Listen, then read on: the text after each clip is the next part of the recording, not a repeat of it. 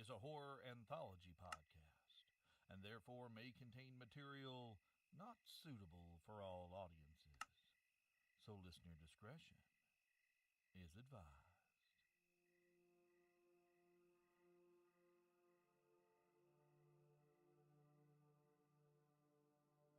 There are places in these mountains that are safer than others. There are mining towns that bustle with life and prosperity by day, that turn dark with drink and the blowing off of steam in the night. There are heart-built communities and homesteads that stand strong and reliable, the very bedrock of the heritage that folks who work and live on this land. There are churches that stand as the beacons of God's light amongst the wilderness, and others where pride and bigotry and hypocrisy have shuttered that light. There are miles and miles of dark woods rife with dangerous critters, both natural and unnatural, and neither one knowed any fear of man.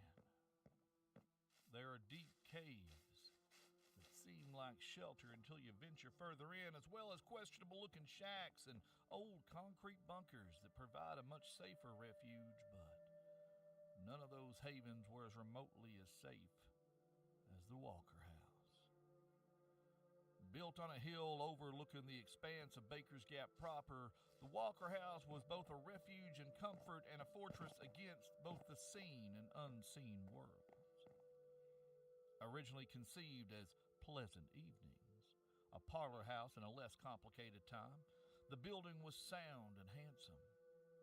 The house was tall and held a story above and a story below the main floor.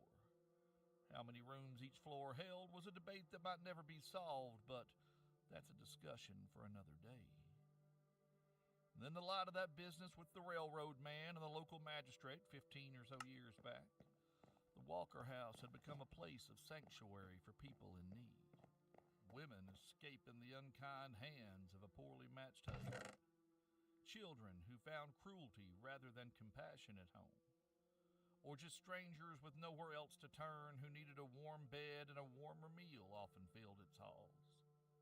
It was a way station for other grannies and practitioners passing through or leaving the area when safe lodgings were not available elsewhere. When the sky fell and there was nowhere else to go, there was always the Walker House. So when Sarah Avery, daughter of the late Carol Ann and Pinky, niece to the late Eddie Avery, as well as to Ellie and Marcy Walker, needed help, she thanked her stars the Walker House was a short ride in Melvin's old truck away. On the other hand, Cowboy Absher, once called Caleb Gibson, did not know what to make of his current surroundings. Since that night on the island, his world had been in perpetual decay. If he looked around him and thought about it for a minute, he could see how every living thing would pass. Could see trees sprout, flourish, and rot. He could see men age, die, and decay in front of him and how it would happen. He could shake his head and stop seeing it for a bit, but sooner or later, it would all come back. But here, in this strange and wonderful place, everything was alive. The trees here appeared to his curse-bound eyes to be wrapped in vines of light and sky. The very ground swirled and glowed with markings made not on the earth, but within it. And there was a wind that seemed to blow without disturbing a single leaf that sang of life and birth and green. It was so much that he could barely take it in. He almost felt like it was going to swallow him whole, like the ground would open up and he'd be lost, falling into a lush and merciless world of vines and leaves and briars and branches, and the whole place would just gobble him right up. His vision flickered. His mind traveled. A dark grove of pine, a hawthorn tree marking a mass grave. Eyes of dark madness drawing him to her cold and lifeless hand. Caleb, not Cowboy now, Caleb's head swam, and he reached for something to steady him, and he felt the shadows begin to stir around around him, felt the earth start to shift under his feet, and he looked up and saw kind Miss Bell talking to the two other women.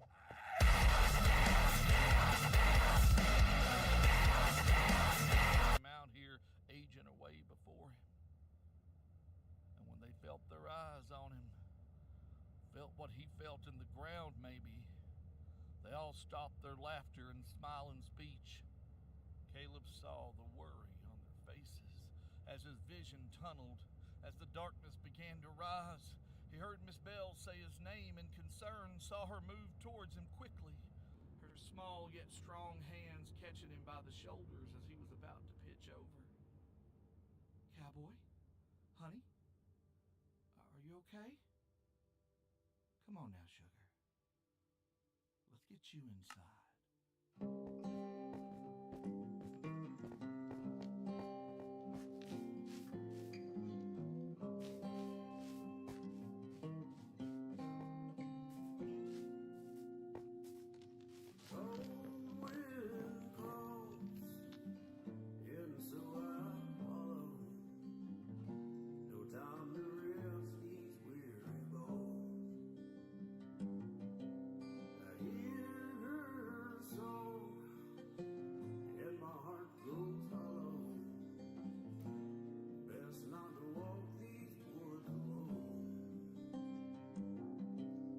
Stick to the road, out of the shadow.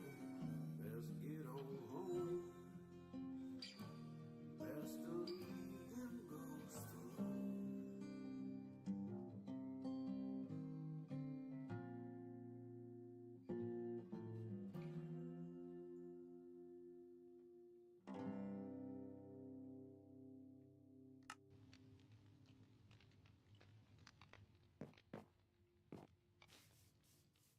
The young school teacher who had once been Sarah Avery, and now for reasons of her own independence and perhaps safety was now known as Miss Annabelle Calloway, sat at her Aunt Marcy's kitchen table, dicing onions for tonight's supper. It was a familiar, comforting routine, and Marcy had to admit it was good to have the girl home, if only for a few hours. The boy, Cowboy, Marcy knew that was not the name his actual mama had given him, but Cowboy would do for now, sat next to her, carefully peeling a bunch of sweet taters as Marcy had instructed him. Marcy Walker was not shy about sharing the workload in her kitchen, particularly if doing so afforded her an opportunity to quietly observe her helpers. The boy was pale, very quiet, too quiet. More quiet than mere shyness could account for. He barely seemed to breathe. And in some ways, it seemed as though his physical being barely took up any space in the room at all. And yet, his presence held a weight, a gravity that Marcy could feel in her bones, something that commanded her attention. Warranted investigating, no doubt about that. Belle had been right to bring Cowboy to her and Ellie Walker bustled into the kitchen, coming straight in from feeding the chickens and joining Marcy at the sink to wash her hand. As she leaned forward, Marcy saw her gaze go to Cowboy. She cocked her head to one side, her expression thoughtful, slowly and thoroughly scrubbing her hands as she watched the boy for a moment. Then she stood up straight and reached for the dish towel, quickly drying her hands. When her eyes met Marcy's, the look in them was troubled. Marcy nodded, and Ellie returned the gesture. When she turned back to the table, however, Ellie was all smiles. "It's good to see you," she said, "and to meet this fine young gentleman. I'm assuming Mr. Cowboy here is one of your students, Miss Belle." Belle smiled and nodded. "Yes.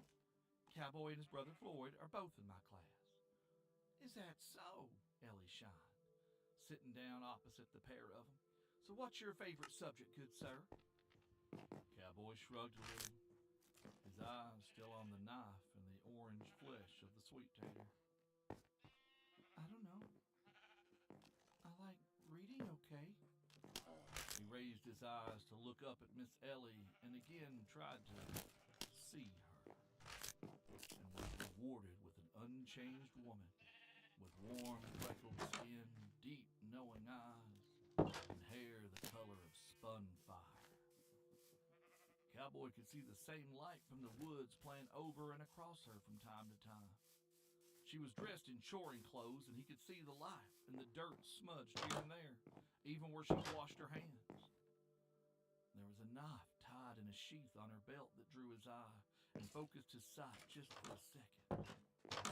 The light that welled up from behind that worked leather spoke of the moon, spoke of the cold power of rain and wind. He quickly looked away. "Well then," said Ellie, tracking the boy's gaze and sliding Moonbone back along her belt and outside. "Let me see if Marcy needs any more help in the kitchen." Supper was a simple affair of ham and biscuits and sweet tater hash. Good country comfort food. 3 women dug in eagerly. It had been a long day for all 3. Bill having been at the schoolhouse since shortly after sunup, and the Walker women having spent most of the day working in the garden. The boy, however, seemed strangely lacking an appetite for a child of 11, taking only small bites and pushing his food around the plate as if to disguise how little he actually consumed. Both Marcy and Ellie noticed this and exchanged a significant look, but neither commented on it. Not yet. The time for questions would come later. After they had finished, Cowboy helped clear the table, while Ellie rolled up her sleeves and began scrubbing the dishes. Belle offered to help dry. Marcy sat back down at the table and pulled out this morning's copy of the Johnson County Banner, which she'd begun reading that morning, casually perusing the classified advertisements while she kept one eye on the boy. Within minutes, Cowboy excused himself and headed out to the back door to the privy with noticeable haste. Marcy hopped up from her seat and quietly followed, slipping through a side door that would take her around the side of the house where she could quietly slip behind the outhouse unnoticed. From within, she heard the sounds of retching just as she'd feared. Quickly, she retraced her steps back to the house, settling back into her seat at the table just as Cowboy made it back to the kitchen.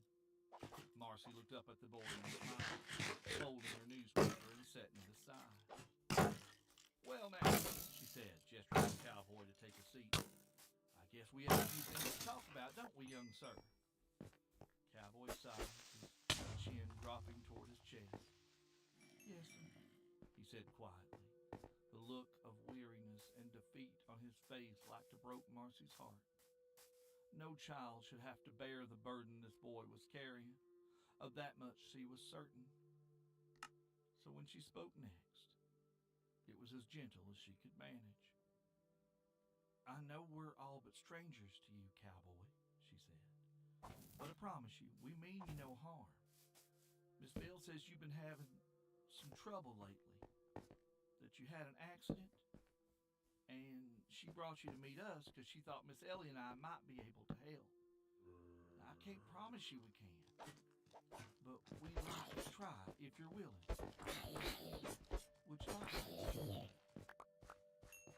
And the dam broke. All the fear and pain of the past couple days washed over him, and the boy who'd been known as Cowboy began to cry.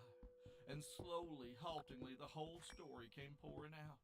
A Sunday afternoon of adventure with his new friends that had turned into a nightmare, and one that had not yet ended for the boy who now saw death everywhere he looked. As his sniffles finally subsided, Cowboy took a deep, shuddering breath, beginning to settle down at last, and turned his exhausted gaze up to Marcy. "Do you really think y'all can help me, Miss Marcy?" Marcy smiled and reached across the table. The boy let her take his hand, looking up into her eyes with what looked like the beginnings of hope. "I'm going to try my very best," she promised, and she nodded towards her sister, who had stood very quietly by the door this whole time, just listening. "Miss Ellie, could you fetch me an egg?" Ellie smiled at Cowboy, too. "Course," she said. "Be right back." And she ducked out the back door and was back in moments with a fresh egg straight from the chicken coop out there, which she carefully washed in the sink and placed in the teacup. She sat on the table next to Marcy. Knowing the method Marcy planned to use, she fetched a jug of fresh, clean spring water from a shelf in the pantry, poured a bit in the jug, and set it on the stove to warm up. Marcy took a large mixing bowl from the jug, half filled it with more of the water from the jug, then pulled down another, special bottle from a high shelf, and mixed a bit of the clear liquid inside into the water. The kitchen filled with a light chill fragrance of sweet orange, roses, and earth. Marcy carefully and thoroughly washed her hands and face in the aromatic water and directed Cowboy to do the same. Then she pulled a chair from the table, which she set in the middle of the kitchen floor, and asked Cowboy to remove his shoes and have a seat. "Now, Cowboy," Marcy said, "I want you to close your eyes and take a deep breath. Can you do that for me? Nice and slow. That's it. Now, take another one. Good, just like that. I know you've had a scary few days, but I want you to try to settle your heart, okay? You're safe here. No harm can come to you under this roof. This I can promise you with no reservations. No one and nothing can hurt you here. You're safe. You just breathe and let yourself feel calm and safe and comfortable, okay?" Cowboy nodded, smiling. Marcy could see that her words had taken root to help the boy to relax, and that was good. She gently lifted the fresh, clean egg from the teacup and held it up before Cowboy. "This here egg is going to help me figure out what's happened to you," she explained. "It's okay with you. I might touch you with it on your arms and your legs, but I don't have to. I'm not going to smash it on you or anything," she said with a grin. "But that's not okay with you. Please tell me so, okay?" Cowboy nodded and shrugged. "It's okay, Miss Marcy. A little egg never hurt nobody." Marcy chuckled. "All right, then. You just relax and that's all you have to do." And Marcy proceeded slowly and methodically, moving the egg around the boy, working in gentle circles about an inch away from him, from the crown of his head down to his neck and his chest.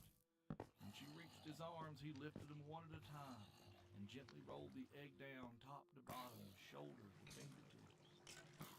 She repeated the procedure with his legs. When she reached his feet, she asked him to lift them one at a time and repeated the circular process she'd used previously, as feet tended to be ticklish. "Okay, then," she told him with a smile. "All done. You just sit right there for a minute, young man." Marcy resumed her seat at the table. Ellie brought her a glass filled with the water she'd heated on the stove. Marcy wrapped the egg against the edge of the table and gently cracked it into the glass. What swirled around the water was different. Marcy had used this method of diagnosing all manner of spiritual ailments many times, but this was new to her. The egg yolk was laced through with spidery veins, while the white was cloudy, swirling with tendrils of gray. She might have expected given the black lace to the yolk, but also green. The haziness had spread throughout the water, swirling with potency. "Huh," Marcy said thoughtfully. She turned to her sister. "Ellie?" Ellie, who'd been watching quietly from her place by the stove, took the kettle off the heat and returned to the table herself. She took a seat next to the Cowboy with a smile. "Honey, can I hold your hand for a minute?" Cowboy complied, and Ellie turned to look. Really look at the boy, opening her mind and reaching out with her sight to try to better comprehend what Marcy's divination told her. The ties that bind us to this world are usually fragile. Gospel gossamer strands spun on the looms of great-great-grandmamas that we will never meet until our thread is snipped clean. Every time that she looked right, squinted just out of the corner of her right eye, Ellie could see those strands. Cowboy held no such ties. These were no mere threads binding this precious boy together, but heavy chains forged of the Stygian soil of death itself and tempered in the cold river of eternity. Cowboy was bound to the earth, and no magic she knew could break that hold. This was going to require an entirely different set of skills than those honed by any of the Walker women. Ellie exchanged a glance with Marcy and turned back to the boy with a smile. Cowboy, how'd you like to come visit my house in Virginia? I got a little place up in Esau County, and Miss Marcy and I, we know a nice lady there who might be able to help sort things out. Would that be all right with you? Cowboy thought for a minute, and finally gave a slow nod. I'd really like to see my mama, though. And Floyd, just, just to let them know it's all right, and make sure it's okay with Mama and Daddy. Of course, Miss Ellie assured him. We can go talk to them first thing in the morning. And then Miss Marcy said she thought it was time for everyone to get some rest. Cowboy and Miss Ellie and Miss Bell would all have to be up early in the morning, so that Mr. Blevins could drive them all back in town in time for Miss Bell to open up the schoolhouse before driving Cowboy and Miss Ellie home to Virginia.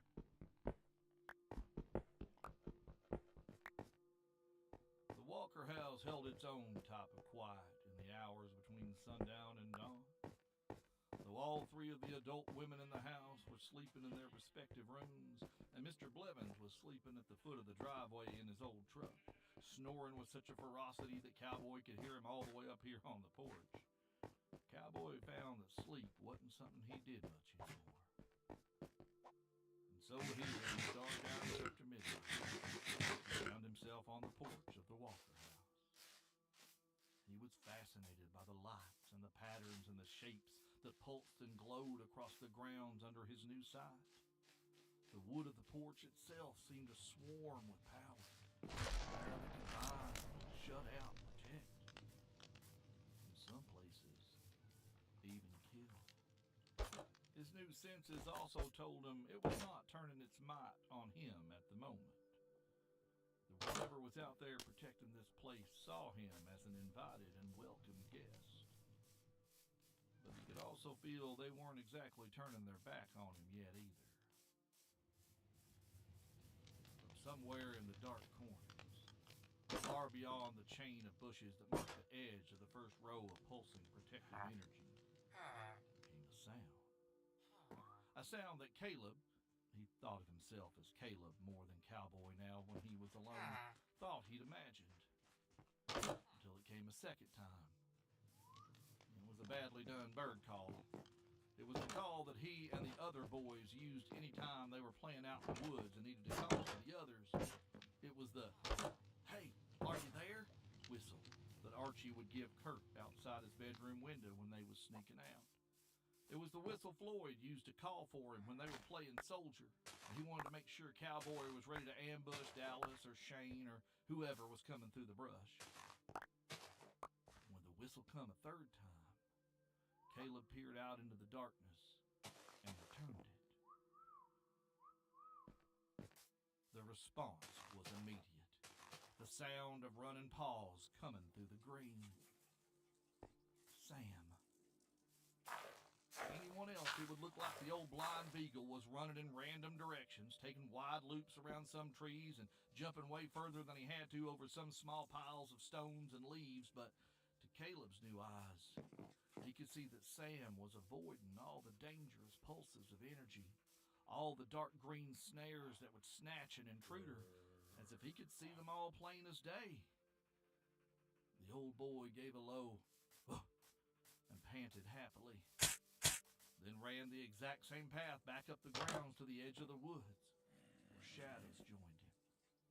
Caleb, feeling more like cowboy now, felt a grin break across his face as those shadows resolved into Archie, Kurt, Dallas, and Shane, all following blind old Sam as he led them patiently along the safe path just in front of the porch. "Hey, kid," Archie called. Cowboy ran down the steps, minding his own steps to meet his friends in the middle of the yard. He noticed Floyd wasn't with him. "Hey, Arch. Hey, Kurt. Hey, boys. What are y'all doing out here in the middle of the night? It's dangerous out here. And how'd you know to follow Sam like that?" Archie blinked. I don't rightly know. Dallas? Dallas Shepherd looked like a proud papa as he rubbed Sam's head and ears. "He just told me, I guess. He's a good boy." Kurt stepped up and hugged Cowboy without a word. "Thank you, little man. My daddy's not been back around our yard since you... since..." "That wasn't your daddy, Kurt," Cowboy said softly. That was something that got in the place that hurt when your daddy died. That's what some of them do. They find a crack where they can get in and they do bad things. Whatever you did, he ain't been back.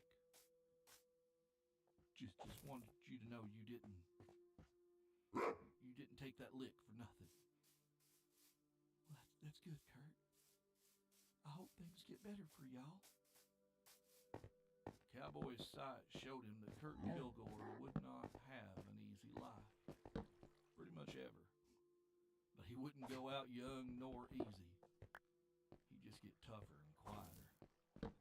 Shane stepped up beside Kurt and looked Cowboy up and down.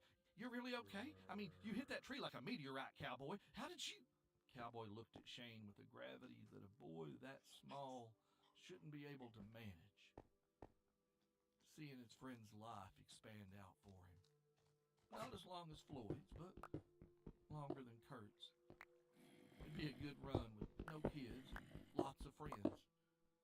They'd bury him beside his mama and papa and nowhere near either of his wives. That was for the best. "Please, Shane, I don't want to talk about it. But I'm okay, see?" Cowboy shimmied a silly circle dance to make Shane smirk that half smile that would always be his trademark. Before Shane could say anything else, Archie interrupted. "Floyd said he'd be up with your ma and pa in the morning. He said he'd see you then. Your ma's pretty upset after she talked to Miss Bell again. You going away, kid?" When Cowboy looked up at Archie, he saw more kids and grandkids than the woodchuck of Baker's Gap would know what to do with, and he grinned a little to himself. The Stallard men lived long, long lives. Archie was no exception.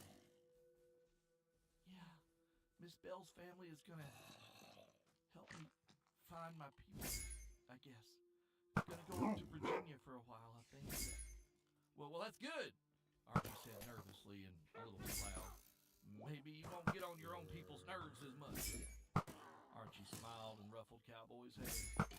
"Gonna miss you, kid. Just a little bit." Cowboy felt something wet and looked down to see Sam nuzzling the back of his hand. "Hey, boy!" As Cowboy knelt down to love on the old feller who had brought his friends to see him off, Dallas caught his eye. "He's always liked you, see? I trust his judgment most of the time.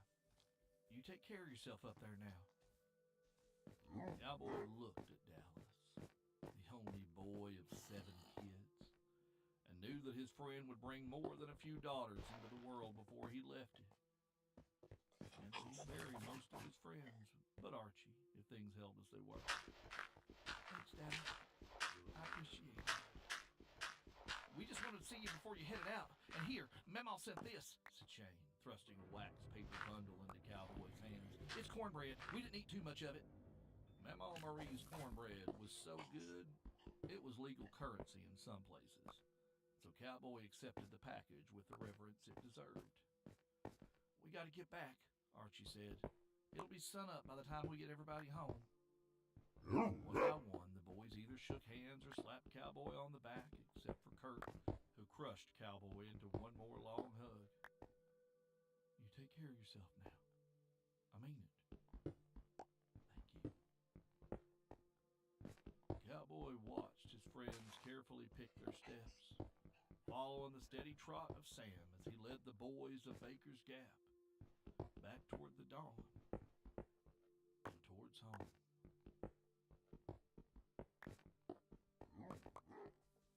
By 10 the next morning, Miss Ellie, Mr. Melvin Blevins, and their young passenger had been on the road for more than a couple of hours. The goodbye with the family went as expected. Deborah Absher bawled and told Cowboy how much she loved him.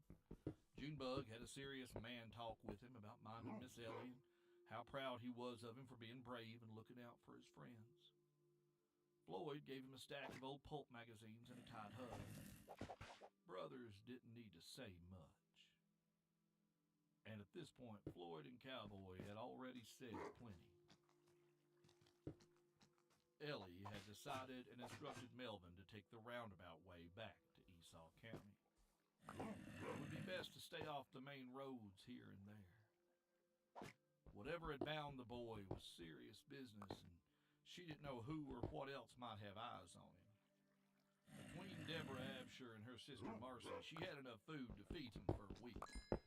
So they'd stop for a nice picnic lunch around the state line, and then again for dinner before Sunday. She had a safe place they could spend the night if they needed to. But once she got into her place, she'd feel worlds better. She and her sister knew a fair share of workings and bindings, but the grannies up there in South Fork and Boggs Holler knew their way around the rights better than just about anybody. If there was anybody in the world that could help him, it would be them. And so, family, we'll leave Miss Ellie and Cowboy here as they make their way back up into the southwest Virginia mountains this evening.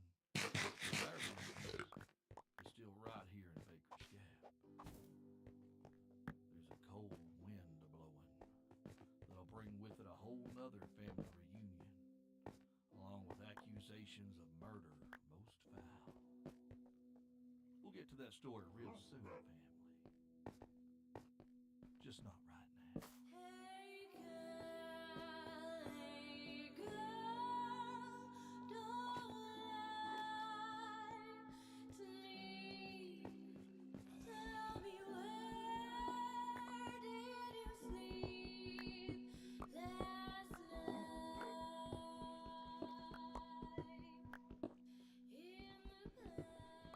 Well, hey there, family. Look at where we are. Hey there, family. It's been a hard week or so for those of us here at Deep Nerd Media and Old Gods of Appalachia. We lost two people from our past and from our family that we held very near and dear to our hearts. Miss Rhonda Dooley of Wise County, Virginia, was a friend of mine from the time the surname COVID that's a loss. Feel very love near capital.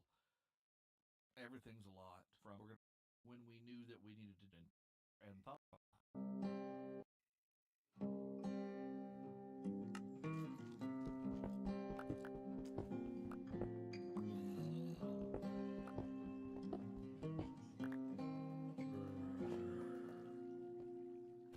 Cold wind calls, and so I follow. No time to rest these weary bones.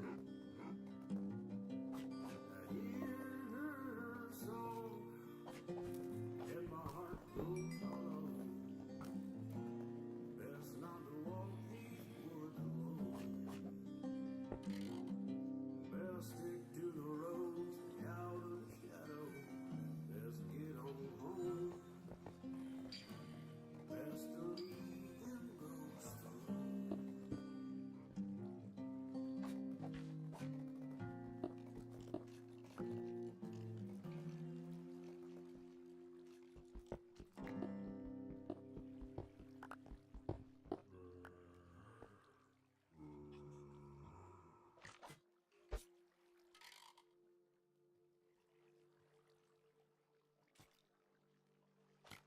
is a darkness that can only truly fall in the deep woods.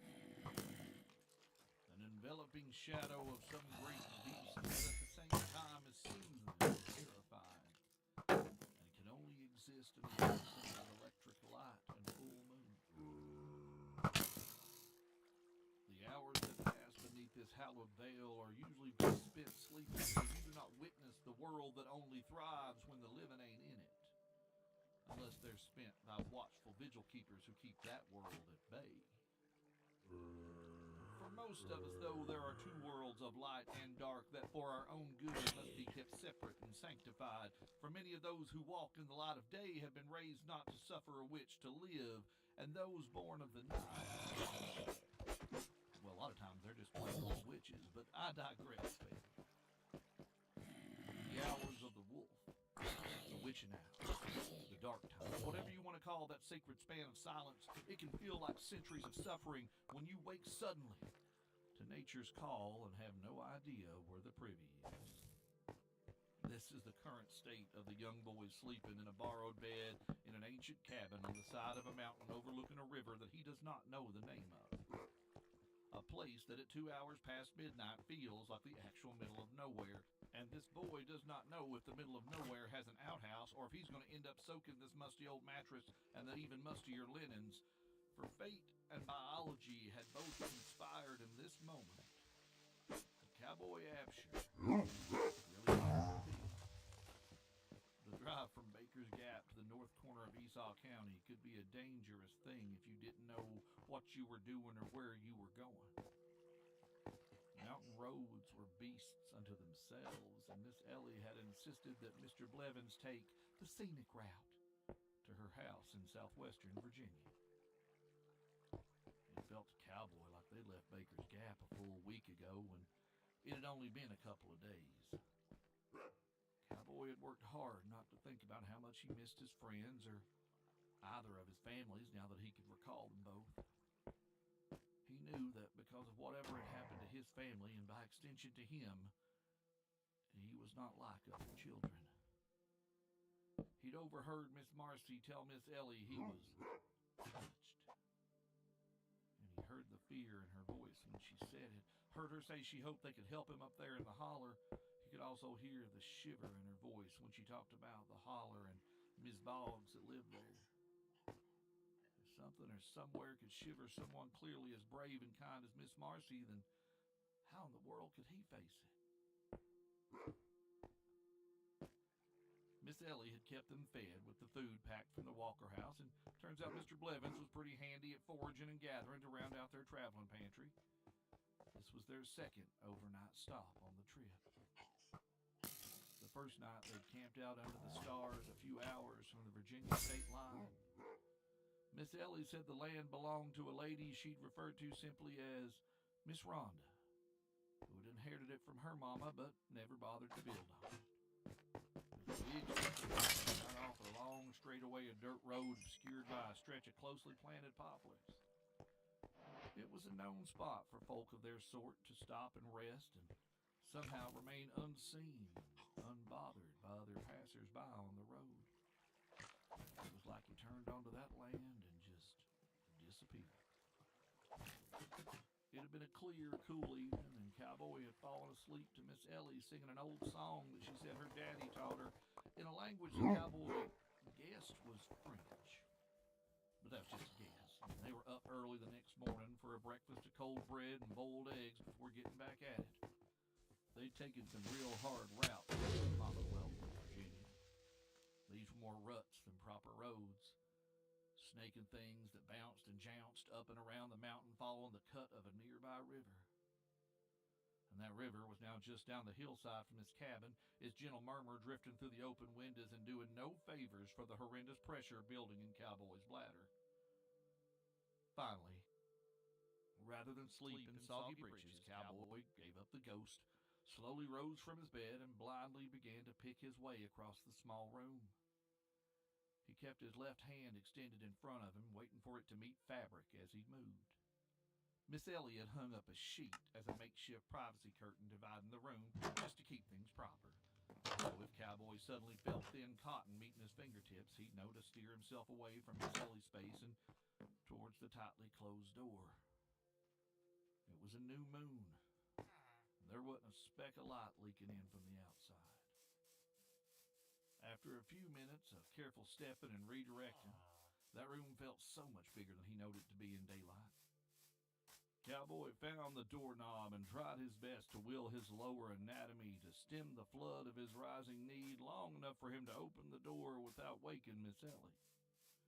Mr. Blevins was sleeping in his truck, which was pulled around to the other side of the small structure. The cabin came courtesy of the Groves family.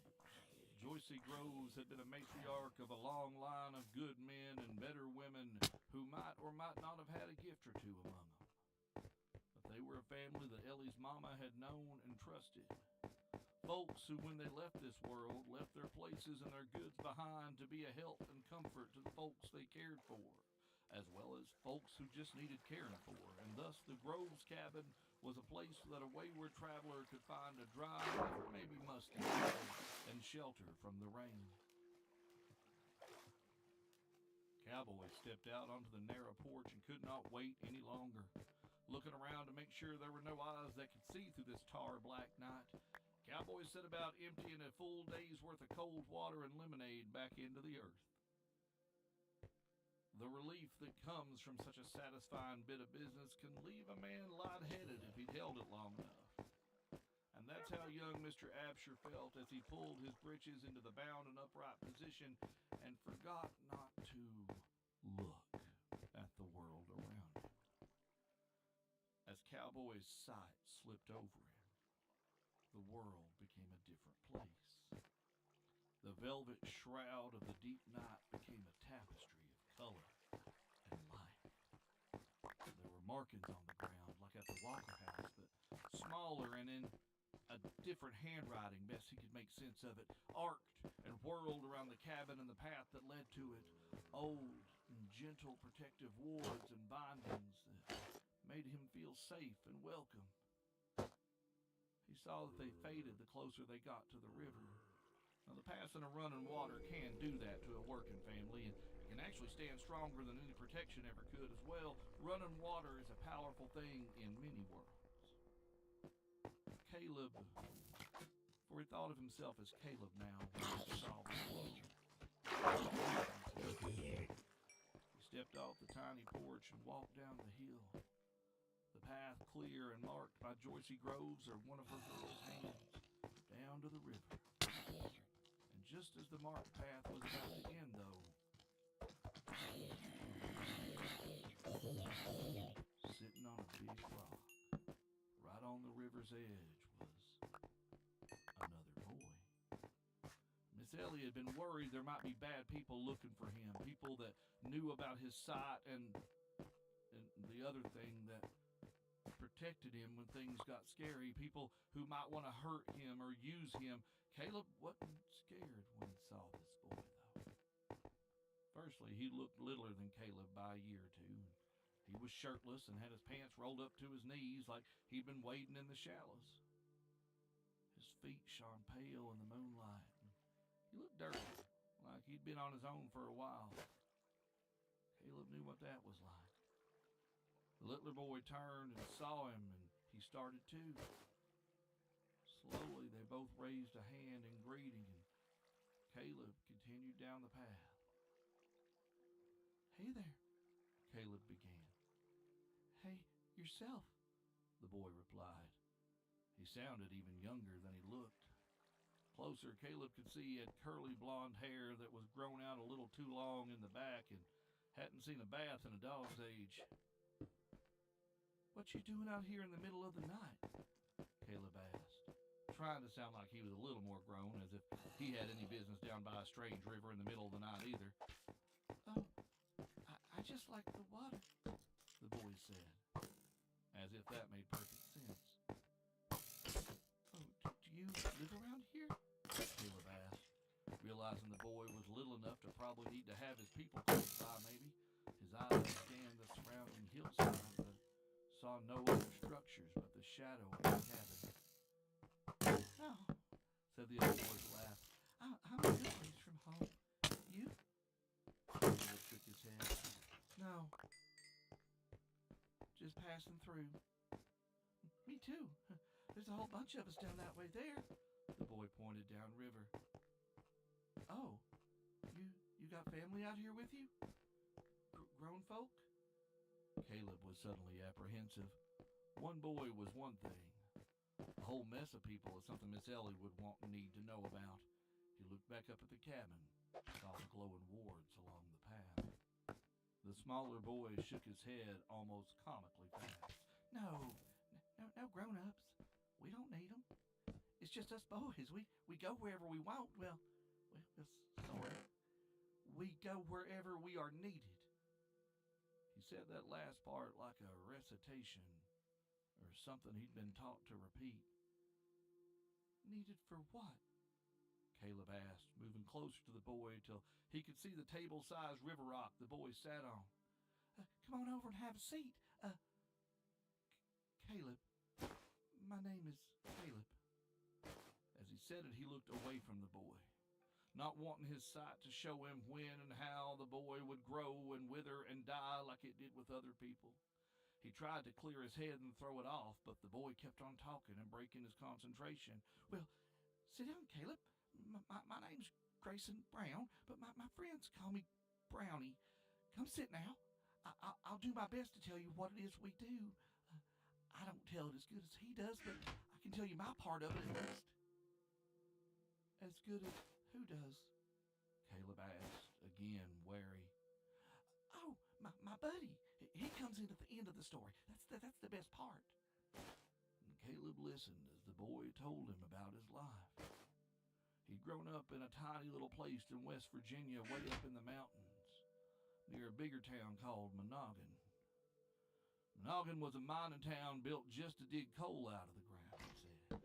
Big coal companies from all over the world tried to dig coal there, but only one could make it stick. Brownie's daddy had wanted to stay in their littler town and try to make a go of it raising pigs like his daddy, but the money from the mines was so much better. And the town kept growing and growing until it swallowed his town right up. And when he'd gotten big enough, all of 8 years old, Brownie had gone to work with his daddy in the mines. It was real hard. We had to do just about everything you could think of, and the bosses were real mean if you didn't. Well, they were real mean if you did, too, but we were big boys, and we had to do big boy work. So we worked hard. Daddy said he was real proud of me. I didn't complain or nothing, even when I got my foot hurt that time. And Daddy told me he was sorry all the time. Wished we didn't have to work in no mines, and I could have had a farm to come up on like he did. By that time, we'd moved into town proper. The company bought our little bit of land and paid Daddy for the mineral rights. Real good money, he said. We used it to bury Mama. She got sick from something in the water, we think. Mondaze was a dirty town. Coal dust and soot everywhere, and the mines just got bigger and bigger, and more men come, and the job got harder, and everybody got meaner. It seemed like the more people there was, the meaner everybody got. And it wasn't nothing like that before the town and the company come and swallowed up our little place. But by then, there wasn't hardly nobody left who remembered where Cotton Flyer was, much less what it was like. And then one day at work, the roof fell down, and there was a real loud noise, and there was smoke, and there was rocks falling, and there was dust everywhere. There was a fire, and I yelled real loud for my daddy. Then something else fell up above us, and next thing I knew, somebody was helping me up.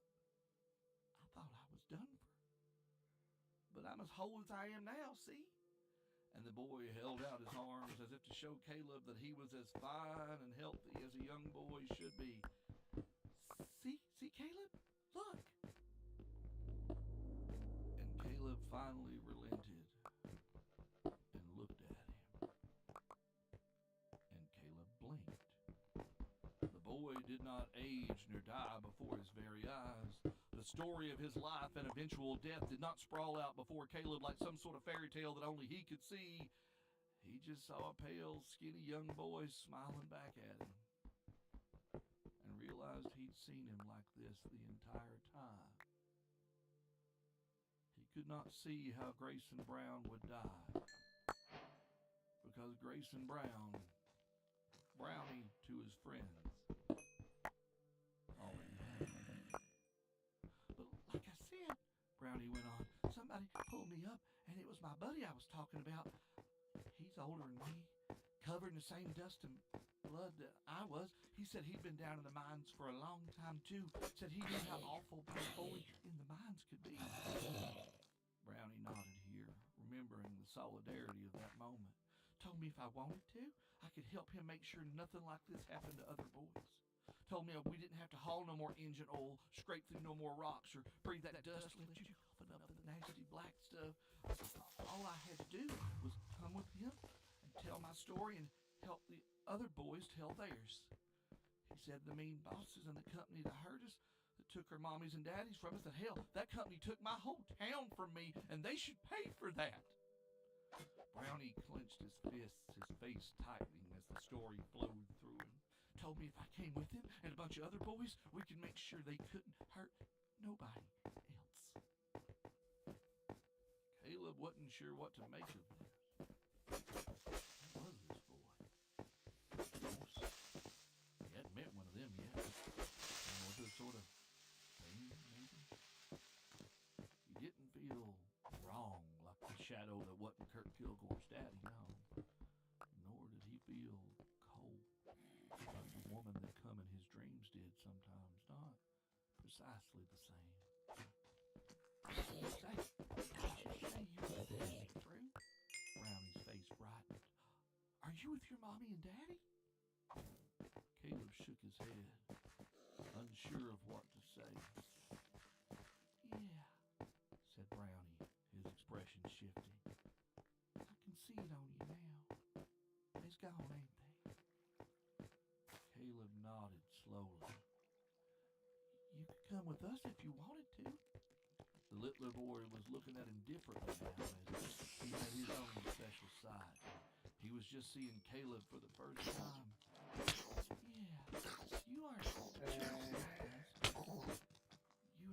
You ain't like the rest of them, neither.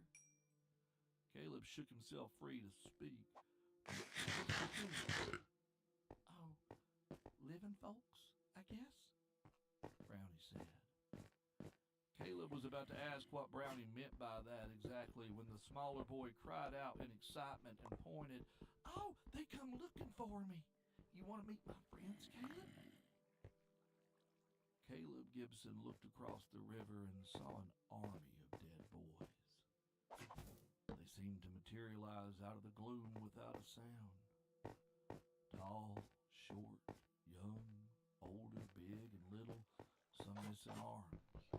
Others missing eyes or feet, a tackle box selection of scars and innocence disfigured. A menagerie of busted spare parts belonging to long obsolete machines. Caleb's sight strained to truly see them, but they remained unchanged. All he could make out was their pain and anger and hunger for lives they'd had stolen from them. It wreathed about them like a soft gray flame, lighting their dust-blackened faces like unfinished portraits. Through their midst,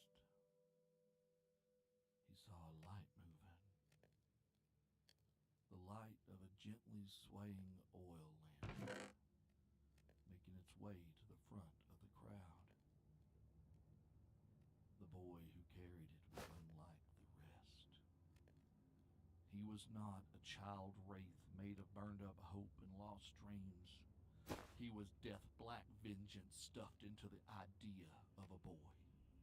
His was a shape that seemed to struggle to keep up with containing him. He kept changing form and size and dimensions as Caleb turned his sight on him. One moment he was a tiny boy of no more than 5. The next he was almost grown. The next he was a scarecrow made of burning black breath. And then he was just a boy again, of no determinable age. He wore a cap in that form, pulled down low over his eyes. Eyes that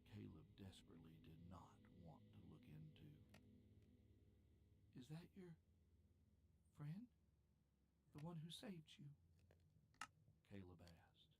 Yeah, I can introduce you if you want. No, Caleb blurted, then softer.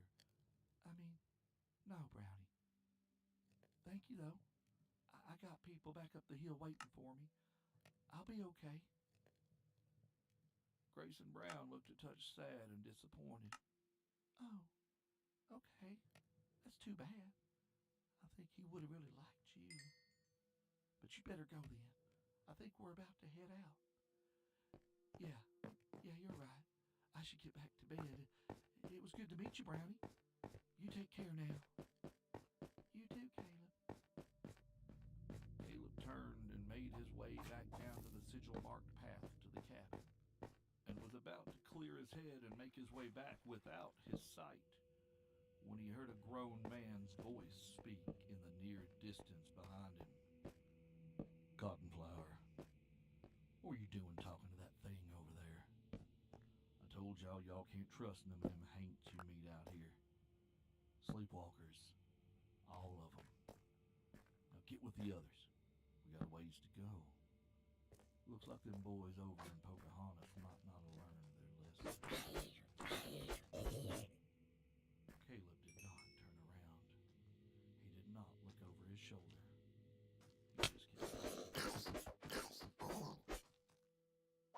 By the time he could see the porch again, he was doing so with the eyes he was born with, and Cowboy Absher eased the door open and stepped quietly back into the cabin. He felt his way back to his borrowed musty bed and climbed over the dark cells around him. Think about what was moving through the black hours down by the river. Tried not to remember what he'd heard that other boy call him. Snore and then snort gently across the room. He covered his mouth and fought a surprised chuckle at the thought of pretty Miss Ellie sawing logs like Mr. Blevins did. The reminder of the two grown folks' presence did him a world of good. He was safe. Whatever was up here in Virginia, whoever was waiting in Esau County to help, Miss Ellie trusted him. He trusted Miss Ellie. And besides, it had to be better than just being a boy wandering angry through the dark.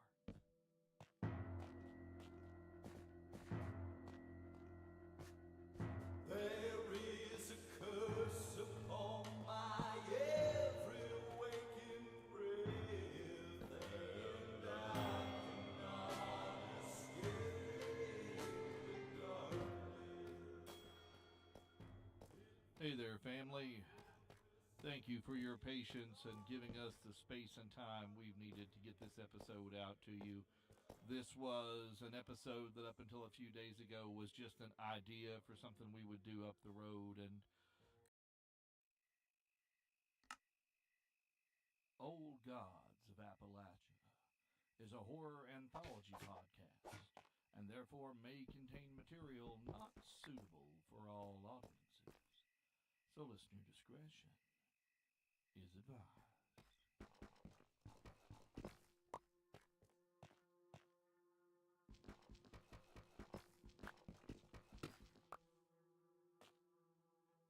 Frank Tilley was not a nice man, nor one beloved by his community. What he was a man who could be counted on to get you something to wet your whistle, at a time when such things were both scarce and risky to come by. Frank wasn't a moonshiner himself. He had no patience for the care and attention to detail that making good shine required, but through his work in the local yard of Lock Rail, he had made a number of connections with the bootleggers up north who were only too happy to pay for properly distilled spirits. Those that were not likely to make you go blind or even kill you, as the bathtub gin and other liquors made by amateurs looking to cash in on the black market created by that unfortunate amendment passed in 1920 had been known to do. Quite a few of the men and women of Appalachia had learnt the fine art of distilling at their granddaddy or mama's knee, just as they had learnt from theirs. going generations back, all the way back to their ancestors in Ireland, Scotland, or other such far-flung places. Frank was the man who brought the fruits of their labor to a market only too eager to pay a premium for good spirits. About half the folks in Baker's Gap tolerated Frank because he was useful, and the other half because they was scared of him. Frank was a big man. Had to be 6'4" in his boots at least, and meaner than a copperhead with his tail tied in a knot, particularly when he was in his cups. And given his secondary occupation and his taste for whiskey, Frank was known to tie one on pretty much nightly, usually over at Bill and Arnie's place. See, the Ward family had run the local hardware store long as anybody could remember, and as the eldest son, Bill Ward had inherited the family business when their daddy passed. His younger brother, Arnie, had run the saloon up until Prohibition passed, at which point the brothers had done what any sensible businessman would do. They converted Arnie's bar into a fine, upstanding diner of the sort you wouldn't mind to take your mama to, and moved all the taps and all the liquor into the basement of the hardware store, where for a very small and reasonable fee, one could join Billy and Arnie's chess club and drink privately to their heart's content. Now, the Ward boys never got too much trouble from the law, possibly because the county sheriff, Andy Hodge, was Bill's wife Bonnie's older brother. And it probably didn't hurt that Andy also enjoyed a complimentary membership to the chess club. In gratitude for his service to the community, of course, Andy often stopped by for a drink after his shift ended, which was lucky, because the only real trouble Bill and Arnie ever had was Frank Tilley. Frank was ill-tempered at the best of times, prone to arguing over the slightest perceived insult or injustice. When he was drinking, he either got boastful and boisterous, on which evenings he was prone to get handsy with any lady in their establishment who happened to be within reach, or sullen and silent. And those were the nights that made Bill and Arnie nervous.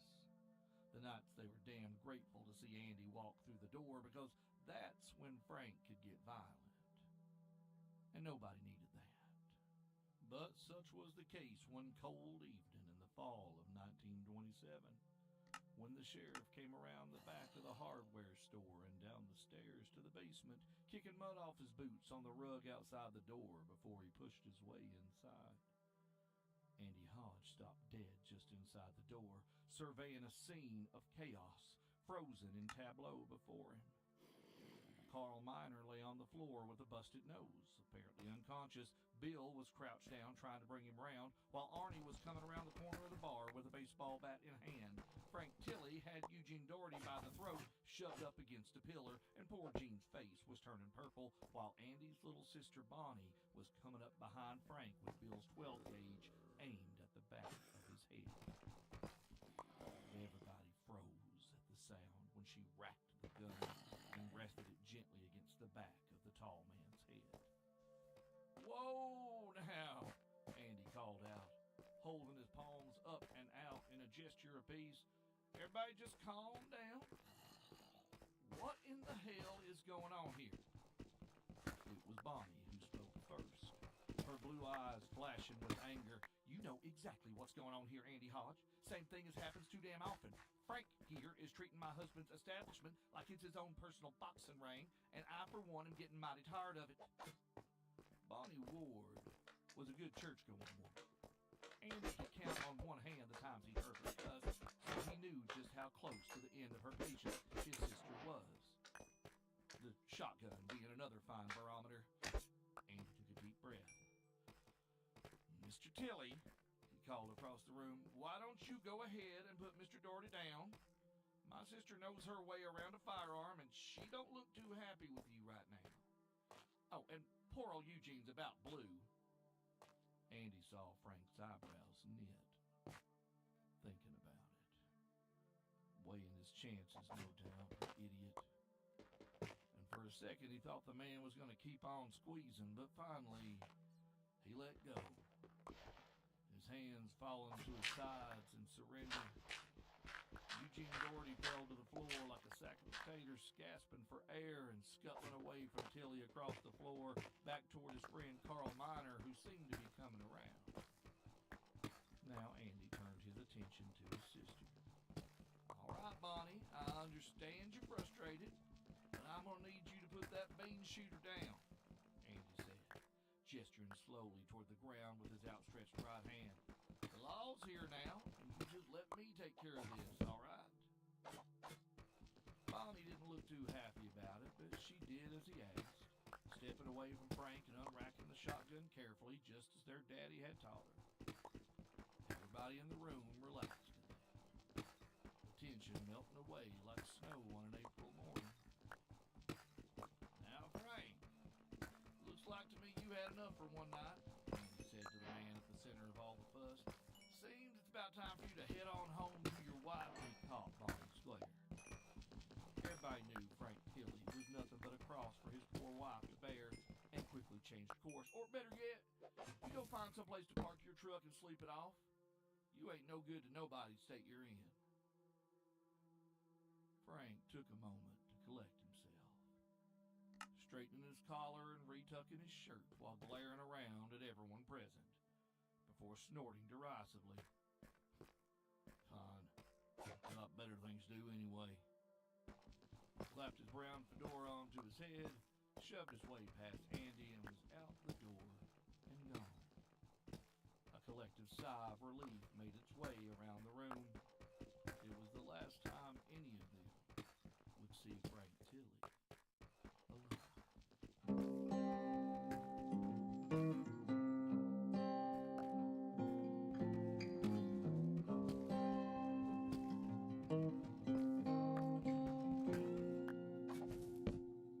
Cold wind calls, and so I follow. No time to rest these weary bones. I hear her song, and my heart goes hollow. Best not to walk these woods alone. Best stick to the road, stay out of the shadow. Best get on home.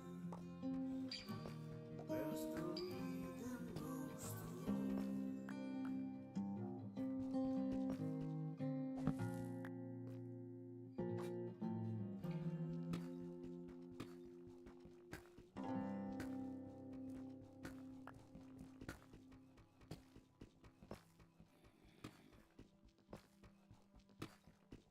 It was nearly 2 in the morning when Sheriff Andy Hodge was roused from his warm and cozy bed by a telephone call from the deputy on duty, one James Mutler. A near accident on the railroad tracks just off Dry Gap near the reservoir. A train that had left the station over in Tipton and should have long since made its way up to Paradise was found stopped on the tracks out in the county by the next train coming. Everyone's relief, the engineer of the second train had spotted the first and managed to bring his locomotive to a stop in time to avoid a collision.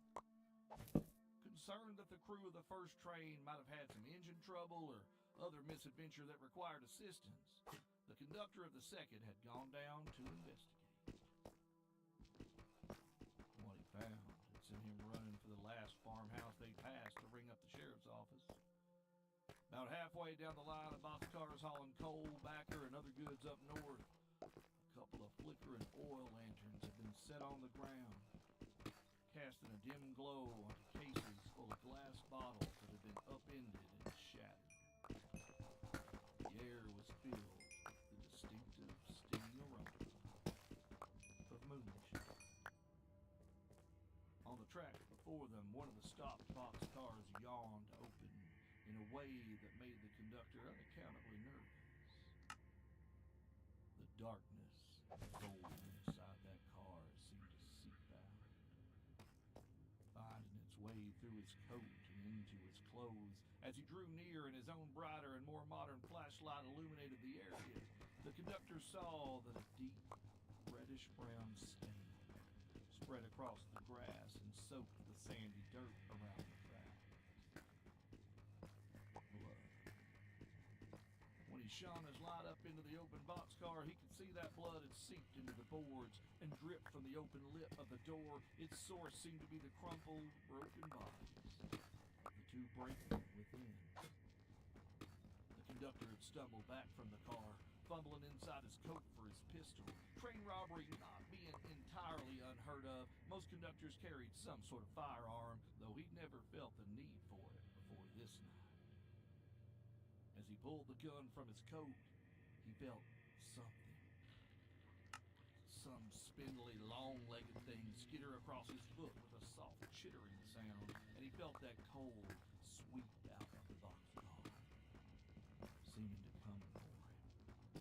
Wrap itself around him. The conductor had decided that discretion was the better part of valor. Whatever had happened to this train crew, it was obvious they had made an unscheduled stop for some illicit purpose, and he wanted no part of it, no thank you. He'd run straight back to his own train, issued orders that his own crew were under no circumstances to leave their post, and hiked back along the tracks about a half mile to the last house they passed to telephone for help.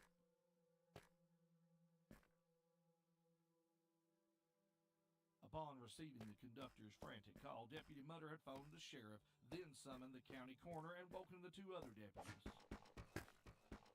Hodge and Mutter were the first on the scene, arriving within minutes of each other, each parking his vehicle on either side of a narrow trail used by rail workers for maintenance, using the cars to mark the location for the coroner and their fellow officers. The two men carried heavy-duty department-issued flashlights, which they carefully swept the ground with as they proceeded up the rutted dirt track through the brush toward the railroad track. There were fresh tire prints suggesting some sort of car had come this way recently, but the path would be nearly impossible to see from the road. In point of fact, Andy and the deputy would have a hell of a time finding the trail had the conductor not given such excellent directions. About a quarter mile in, they found the vehicle in question. A dark Packard pickup truck, which Andy noted looked familiar, though he couldn't place it right away, and a little ways beyond that, the little clearing the conductor had directed them to.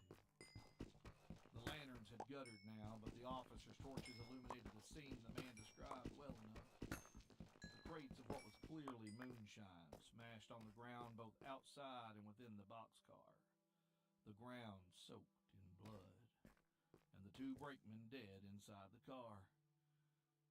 Looked like another sale of bootleg whiskey gone wrong. Although Johnson County was a quiet place, it wouldn't be the first time that rampant crime that seemed to be a natural consequence of the 18th Amendment touched their community. Andy sent Deputy Mutter toward the back of the train to search for the rest of her crew, while he turned toward the forward cars and began making his way towards the engine. The woods on either side of the train were strangely quiet. Even in winter, he'd expect to hear the call of owls or the scurrying of small critters through the dry leaves, but the air was silent and heavy, and the sheriff's hard-soled boots seemed loud as they crunched in the sandy gravel on the side of the tracks. He found no one in the other cars, not even a dozing train hopper. As he neared the engine, he felt the temperature drop sharply, his fingers and face growing numb. Jesus, Andy grumbled and transferred the heavy flashlight into the crook of his elbow for a moment. He raised his cupped hands to his face and blew into them and rubbed them together vigorously to warm him. The flashlight's beam bounced wildly around him, now illuminating the ground ahead, then the trees to his left. Something darted past him, barreling between his feet, and Andy nearly lost his footing. It was the size of a cat or a small dog, and it was moving fast. He fumbled for his light, trying to get a better look as it scuttled into the trees. Well, he knew that wasn't a cat, not with a skinny, hairless tail and long, gangly legs. It looked more like a large possum or a huge rat, but no, not quite that either. It was wrong somehow. He thought he could almost see its spine, but no, that couldn't be. No, nothing that hurt or deformed like that could live, and at least not move like that. No, it just had to be a trick of the light. trees with his flashlight searching, but found no further sign of whatever it was.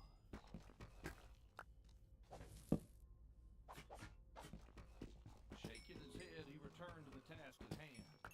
Abandoning his search of the boxcars for now, all the other cars appeared secure anyhow, and proceeding to the engine. He did not find this train's conductor, nor her engineer, nor her fireman. What he found instead was Frank Tilley's head.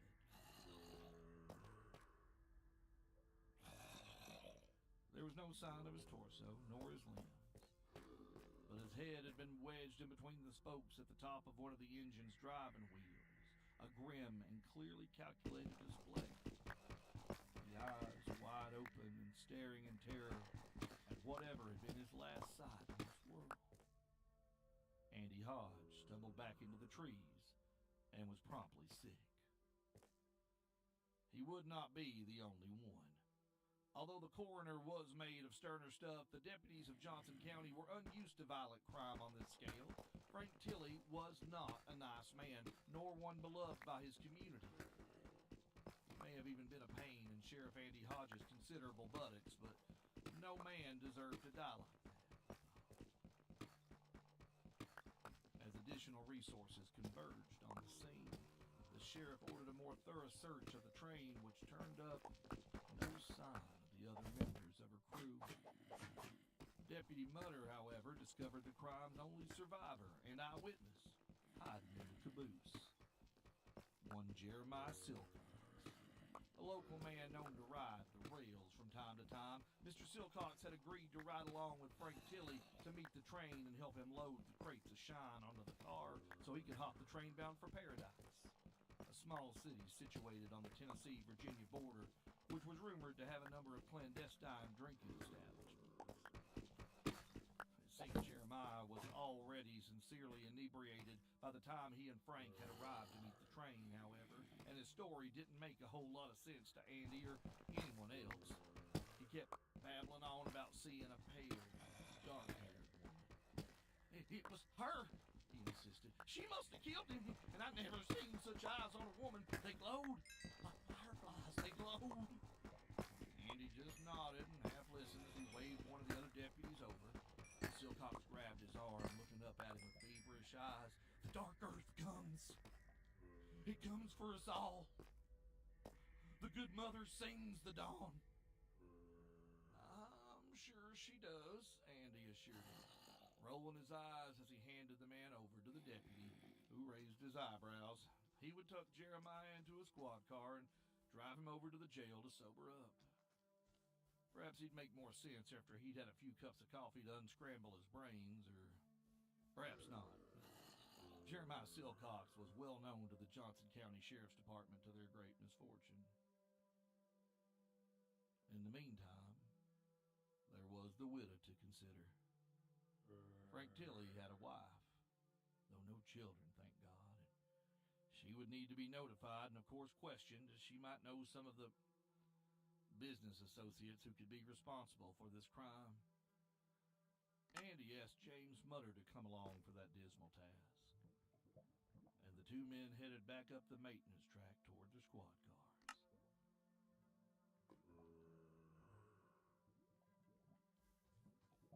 The old farmhouse where Frank Tilley had lived with his wife Coralie stood in the shadow of the deep pine woods on the far side of the reservoir. Its once white paint was chipped and faded. The tin roof was rusty and the front porch sagged, and the steps canted precariously to the right. One of the windows on the front side of the house, the kitchen maybe, from the look of it, had been broken and haphazardly patched with a piece of cardboard that had clearly seen better days. As Andy Hodge steered his patrol car up the narrow dirt lane that led into the Tilley's yard, the sky was just beginning to lighten, though the house, nestled into the pines, stood in deep shadow. It was dark and presumably cold. No smoke issued from the chimney to indicate a fire lit in the wood stove, an uncomfortable but often necessary bit of cost savings round these parts. Mrs. Tilley must not be up yet. Andy parked the car to the side of the house, and Deputy Mutter pulled in behind him. As Andy stepped out into the cold November morning, the deputy opened the door of his own cruiser and made as if to join him. Andy waved him off, motioning that he should hang back, and Jim stayed put, leaning against the open car door. He watched as Andy made his way across the yard, his feet making soft crunching sounds in the hard frosted grass, and walked gingerly up the leaning stairs onto the porch. He hesitated for a moment before knocking. The house was silent. The sheriff always dreaded this part of the job. It was never easy sharing the news that a loved one had passed, and he hated to disturb the poor woman's rest as well. Better he'd come later, once Miss Tilly was up and dressed and had a cup of coffee in her, but there was nothing for it. Duty called, and as always, Andy Hodge answered.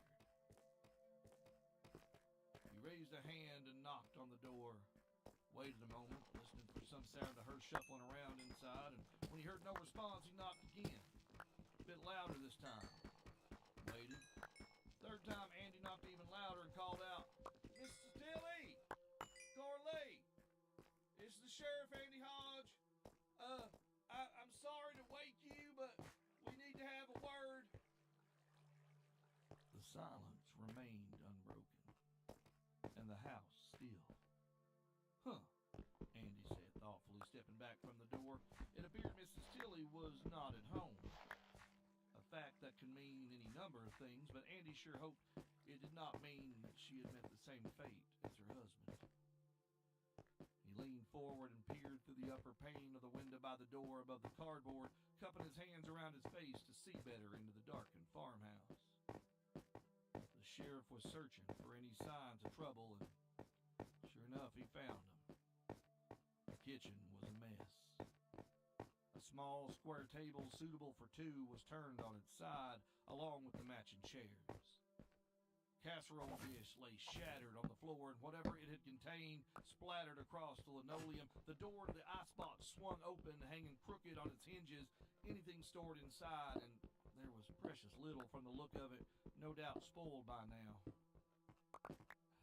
It looked like domestic trouble, and it was rumored that the Tilly marriage was not a happy one. But it was troubling that the mess hadn't been cleared up.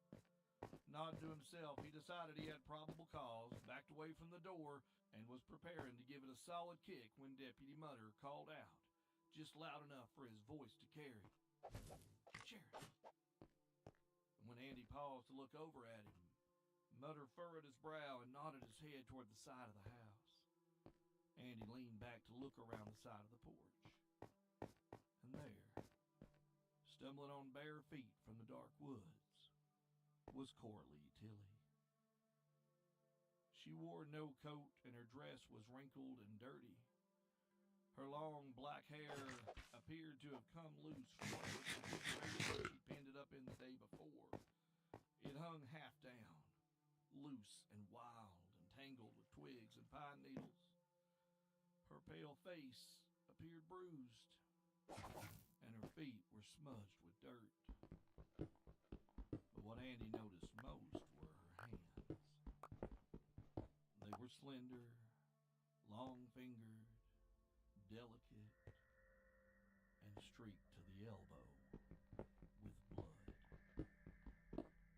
Andy hopped down from the porch and met her halfway across the yard, just in time to catch her before she fell. Deputy Mutter was right behind him, already pulling off his coat and holding it out for the sheriff to wrap around the shivering woman. Corley seemed grateful, snuggling into the warmth of the coat without hesitation, clasping the lapels with her bloody fingers and pulling it tightly around herself. "Miss Tilly, Corley, what happened?" Andy asked. She replied through chattering teeth, He's dead. Frank." The sheriff took a breath before he answered her carefully. "Your husband? Yes, ma'am, he is. Do you know anything about what happened to him?" Corley nodded, closing her eyes as a single tear slipped down her cheek. He was a bad man, and it came for him. It finally came for him. What exactly do you mean? What came for him? The dark earth. It came and it swallowed him up.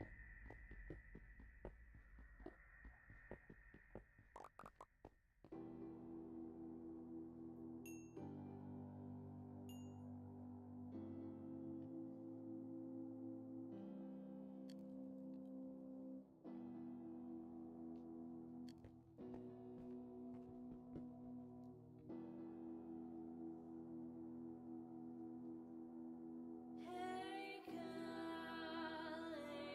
girl, don't lie to me. Tell me, where did you sleep last night? In the pines, where the sun never shines. I shiver the whole night through. Where did you sleep? Family, won't you come with me into the darkness, into the sweet-smelling gloom of a dead-mooned night, into the realm of Sucreabeille, a woman-owned and operated fragrance company like no other, with hand-blended small batches of perfumes with SA is your source on connecting you to over anthology podcast, and therefore may contain material not suitable for all audiences.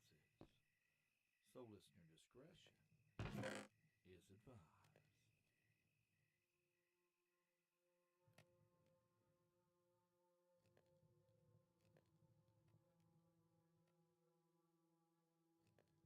The sun was just peeking over the mountains, and Marcy Walker was already up. Had been up, in fact, for a good while now. She'd fed the chickens and collected eggs. She turned the horses out in the back field and mucked out their stalls. She walked the property line to check the wards. And just now, she was settling in at her kitchen table with a biscuit, a cup of coffee, and the newspaper. Thus began every morning at the Walker house, barring some sort of special circumstance, and Marcy liked it that way. She liked this quiet time to herself before the day really got going, and she never knew what life might bring to her door. This day brought trouble early, just as soon as she opened the paper, in fact. There on the front page was a face she recognized. Cora Lee Tilley.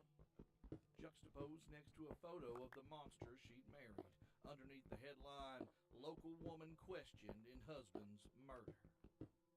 Cora Lee? She couldn't possibly, Marcy thought. A year or so back, Bonnie Ward had brought Cora Lee into the Walker house for sanctuary. Surely no one really thought that young woman had murdered her husband. As she read through the gruesome details of the crime, a grim suspicion began to form in Marcy's mind. When she finished reading the article, she folded up the newspaper and went to the phone and dialed the sheriff's office. "Andy, this is Marcy Walker. I just read in the paper about what happened to Frank Tilley." "Terrible crime, yeah. I assure you the sheriff's department has the matter firmly in hand, Miss Walker," Sheriff Hodge replied. "I'm sure you think you do. The reason I'm calling is I'd like to know the current disposition of Miss Tilley." "Excuse me, ma'am?" "Cora Lee Tilley. It says here that she is, how do they phrase it? Oh, yes, being questioned as a person of interest in the murder of her husband." "I don't see how that's any of your concern, Marcy.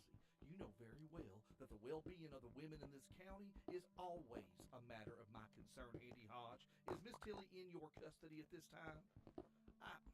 Well, you know I'm not at liberty give out that sort of information? I'll take that as a yes. Has Miss Tilly retained an attorney? Why? Well, damn it, she ain't asked for one, and she's not under arrest. Not yet, anyway. Now, you see here, Marcy, you just need to stay out of this. This is police business. I thought that might be the case. Thank you, Sheriff. I know someone who can help. There's a lawyer over in Boone who I think I could convince to represent her.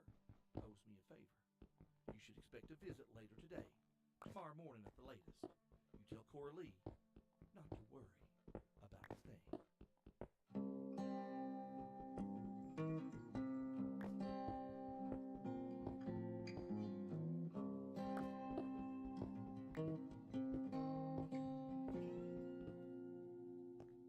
Cold wind calls, and so I follow. No time to rest these weary bones. I hear her song, and my heart grows hollow. Best not to walk these woods alone. Best stick to the road, stay out of the shadow. Best get on home. Best to leave them ghosts alone.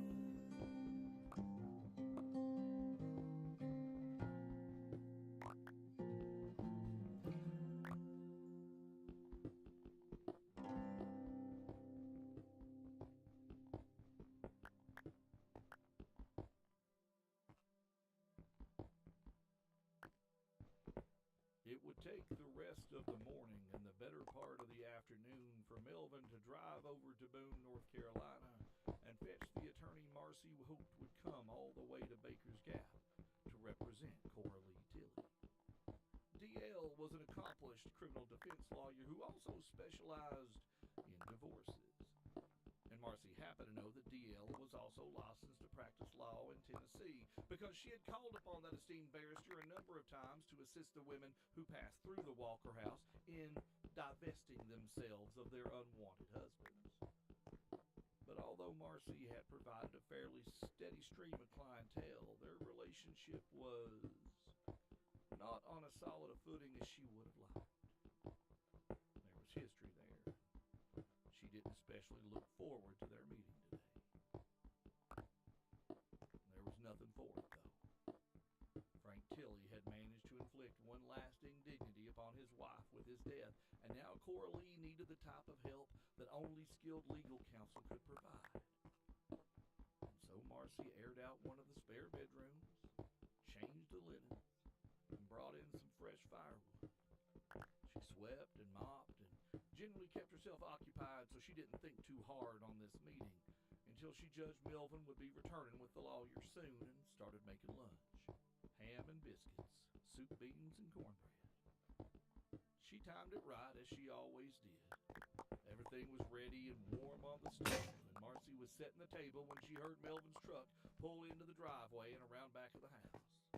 A couple minutes later, she heard Melvin's heavy footsteps on the stairs as he and their guest came in the kitchen door behind her. We're back, Miss Marcy. Where you want these bags? Put them up in the blue bedroom, please, Melvin, Marcy told him. I've got it already.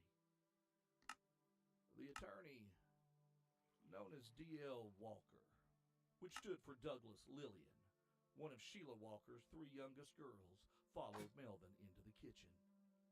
Having no interest in the family business, D.L. had gone off to read the law with an attorney who had once been a client of their mother's as soon as she was old enough to leave home. Sheila was only too happy to see her daughter into a career in the legal profession. In her business, one occasionally had the need of a skilled attorney and one who wouldn't try to refuse her cash in favor of an alternative means of payment. Sheila firmly believed in paying for services received and operated a cash-only establishment. As she always advised new customers, this is not a lending institution, honey. We do not offer credit. You pay your tab before you leave, or you don't leave. Not on your feet, anyway. By the time D.L. had passed the bar, of course, times had changed for the Walker sisters, but Marcy found she still had need of her sister's services from time to time. Relations between the two had grown somewhat strained in recent years, but it was good to see her all the same. Today, DL had pinned her long red hair up under a brown felt hat and wore a tweed vest and tie over a white blouse, brown skirt, and sensible shoes under a fashionable cape jacket. From her hat to her shoes to the serious expression on her pretty face, she looked every inch the stern legal professional. And Marcy, being her big sister, couldn't resist teasing her just a bit. Marcy grinned. "Hey, Dougie." DL narrowed her eyes at the use of the childhood nickname, but she didn't rise to the bait. Instead, in typical Dougie fashion, she got right to the point. She lifted the newspaper she was carrying, a copy of the same paper Marcy had been reading that morning, which she had helpfully sent along with Melvin. "Marcy, what is this? Why am I here?" Marcy held up her hands in surrender. "Why don't you sit down? I'll explain over lunch." DL rolled her eyes, but she took off her hat and coat and hung them up on the coat rack in the corner. She fetched herself a glass of sweet tea from the icebox and sat down at the table. A few minutes later, Melvin joined them, and Marcy began to tell her sister about the young woman she had brought her here to represent.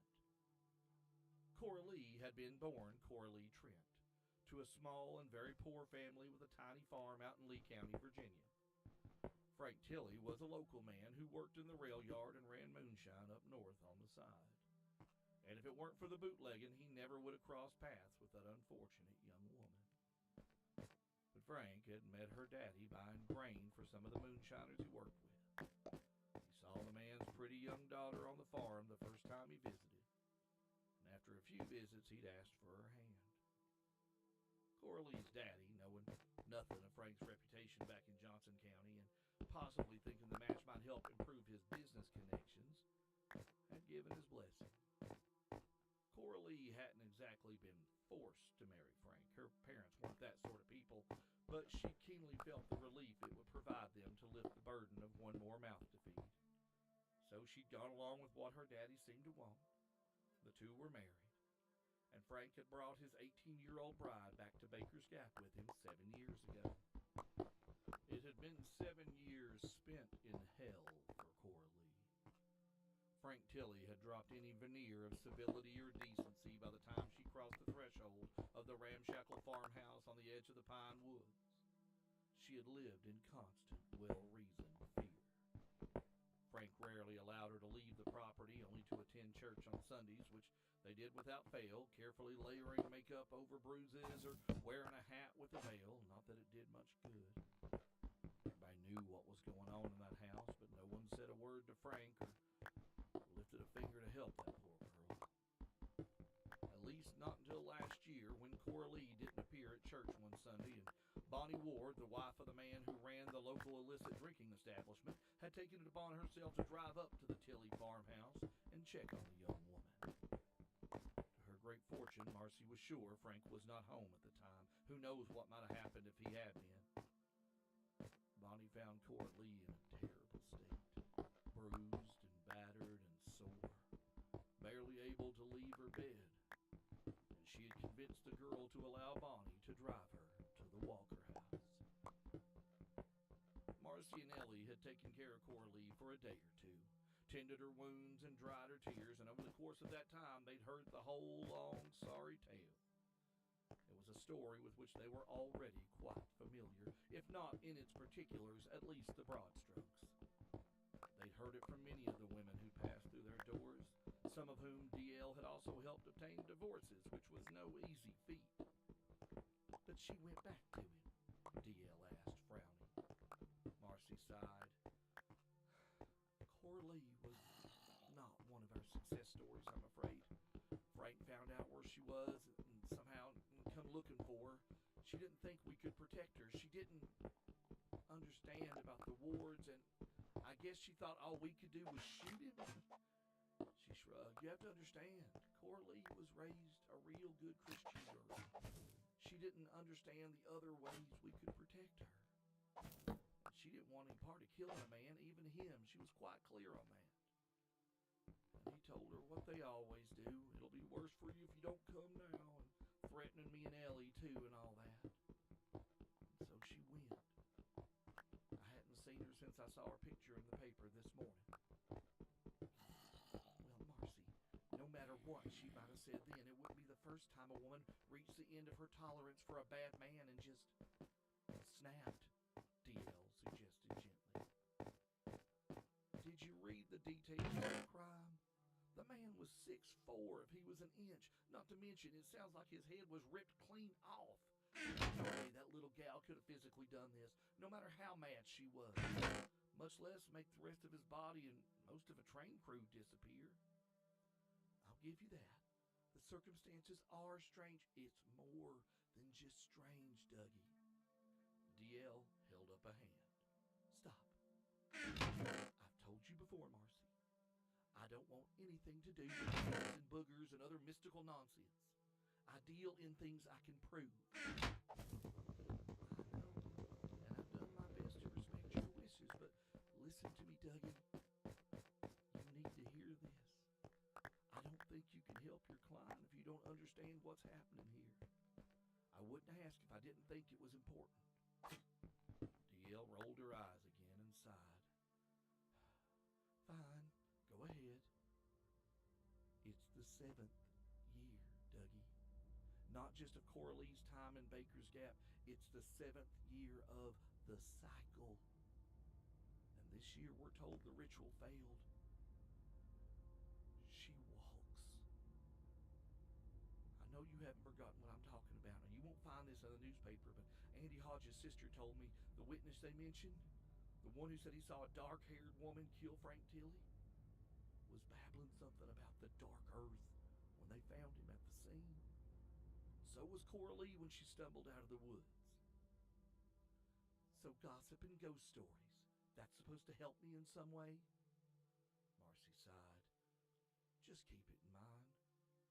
It may help you, and me, make some sense of the things you hear. I need you here to help Coralie stay out of prison. I know this town, Dougie. This is an ugly matter that's brought to light a lot of things they don't want to talk about. They just want to sweep it back under the rug, and if they have to railroad this poor girl to do it, they will.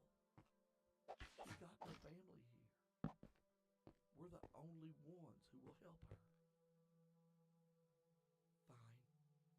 I'll go speak to Miss Tilley, but I can't make you any promises, Marcy. She may refuse to help, you know, and that's her right. Fair enough. I appreciate it. The Johnson County Sheriff's Office in late autumn of 1927 was not a large affair. It was situated in a former storefront with wide windows facing the road, 2 desks out front, and a small cell in back, which functioned mostly as a drunk tank on those occasions Andy Hodge deemed necessary.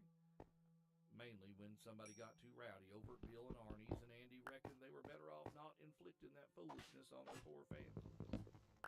Frank Tilley spent some time there, though maybe not enough in hindsight, as had the witness to his last moments, Jeremiah Silcock. It was late afternoon.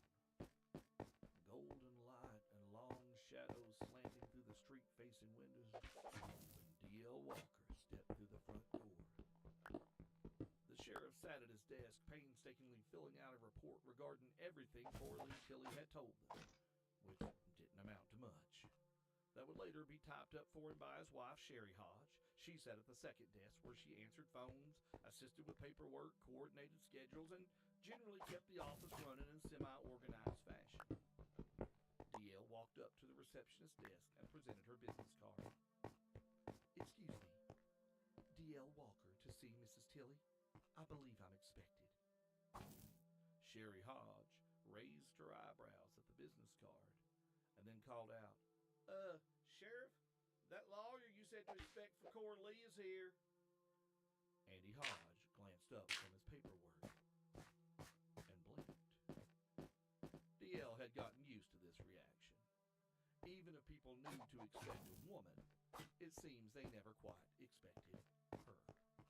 She wasn't sure what they were expecting, but it clearly wasn't confident, iron-willed, pretty Douglas Walker. More fool them. Pretty was a weapon. And grown up in Ms. Sheila Walker's house, D.L. had learned that it was one one of the strongest in a woman's arsenal, even if her chosen field of battle happened to be a court of law. Can I help you, miss? The sheriff stammered. Yes, you can.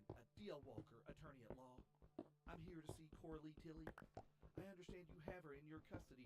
Concerned friends have asked me to represent her. Andy Hodge frowned. I'm not sure if what, Sheriff? If a woman can practice law. I assure you, we can.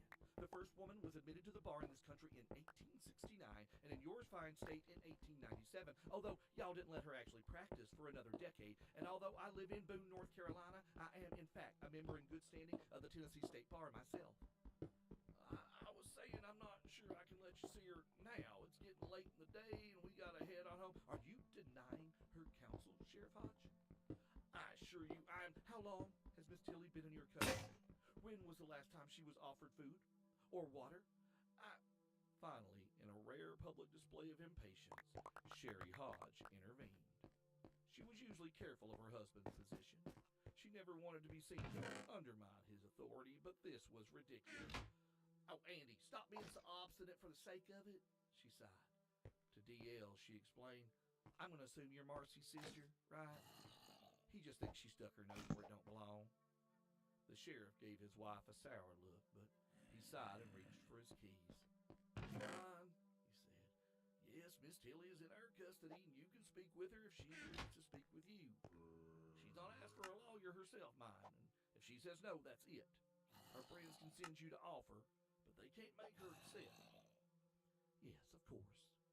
Is Miss Tilley under arrest at this time, Sheriff Hodge? She is not. She's merely being held for questioning and for her own protection. If Miss Tilley is a witness to this crime, I'm concerned that the perpetrators might seek to do her harm, ma'am. I understand your friend's concern, I truly do. But believe me when I say I'm doing what I think is best here. D.L. could understand his position, though she certainly didn't agree with it. From the sheriff's perspective, in keeping Coralie locked up, he was either protecting the community from a vicious killer or protecting a valuable witness who might be eliminated by a vicious killer or killers. That didn't make what he was doing right or legal, and she planned to do whatever she could to get the young woman out of here. As she followed Andy Hodge back behind the desks, past the cell, and down a narrow set of stairs. The room Coralie had been confined in must have served as storage at some point. It was small and cold, with no windows and only a bare bulb overhead to provide light. It held a table, 2 chairs, and a cot. And when Andy Hodge opened the door, they found Coralie curled up on the cot under a quilt. At least they provided her that, D.L. thought.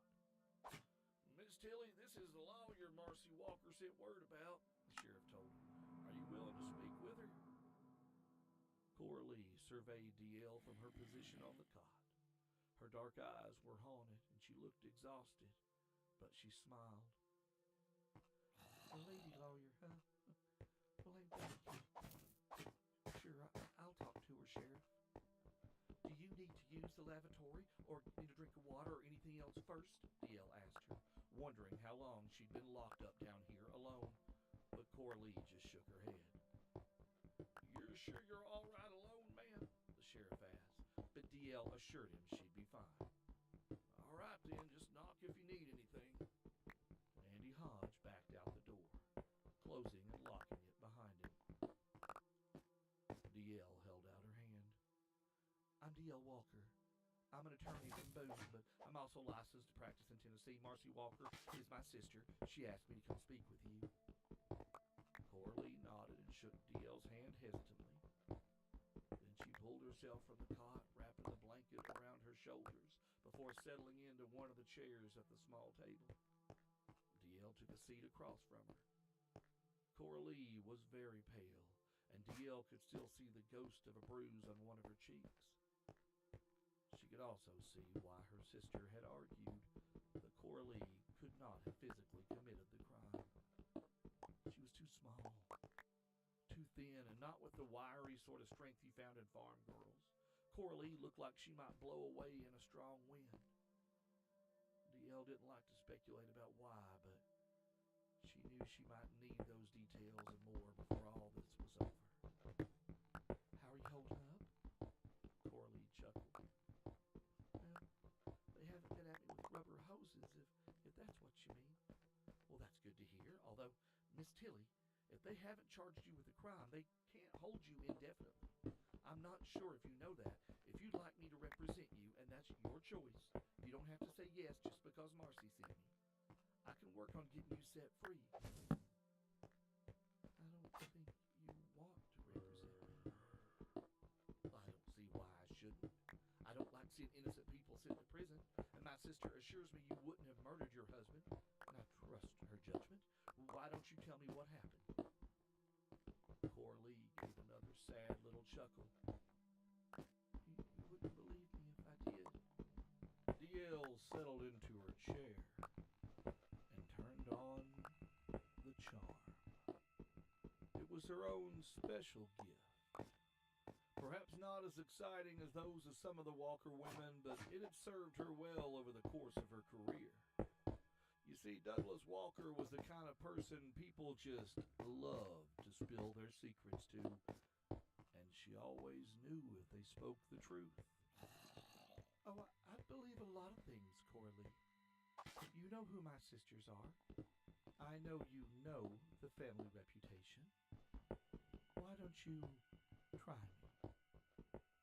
Coralie looked at her for a long moment, seeming to search her face for something, some confirmation that DL could be trusted.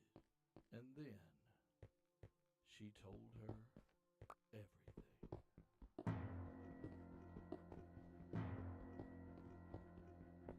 There is a curse upon my every waking breath, and I cannot escape the darkness.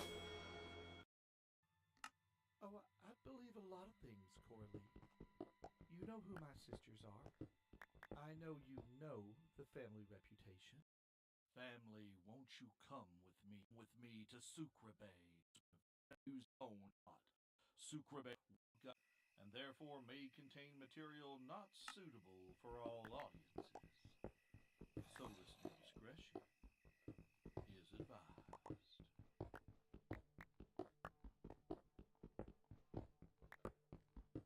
Baker's Gap, Tennessee, 1927. About 3 months before Frank Tilley died hard.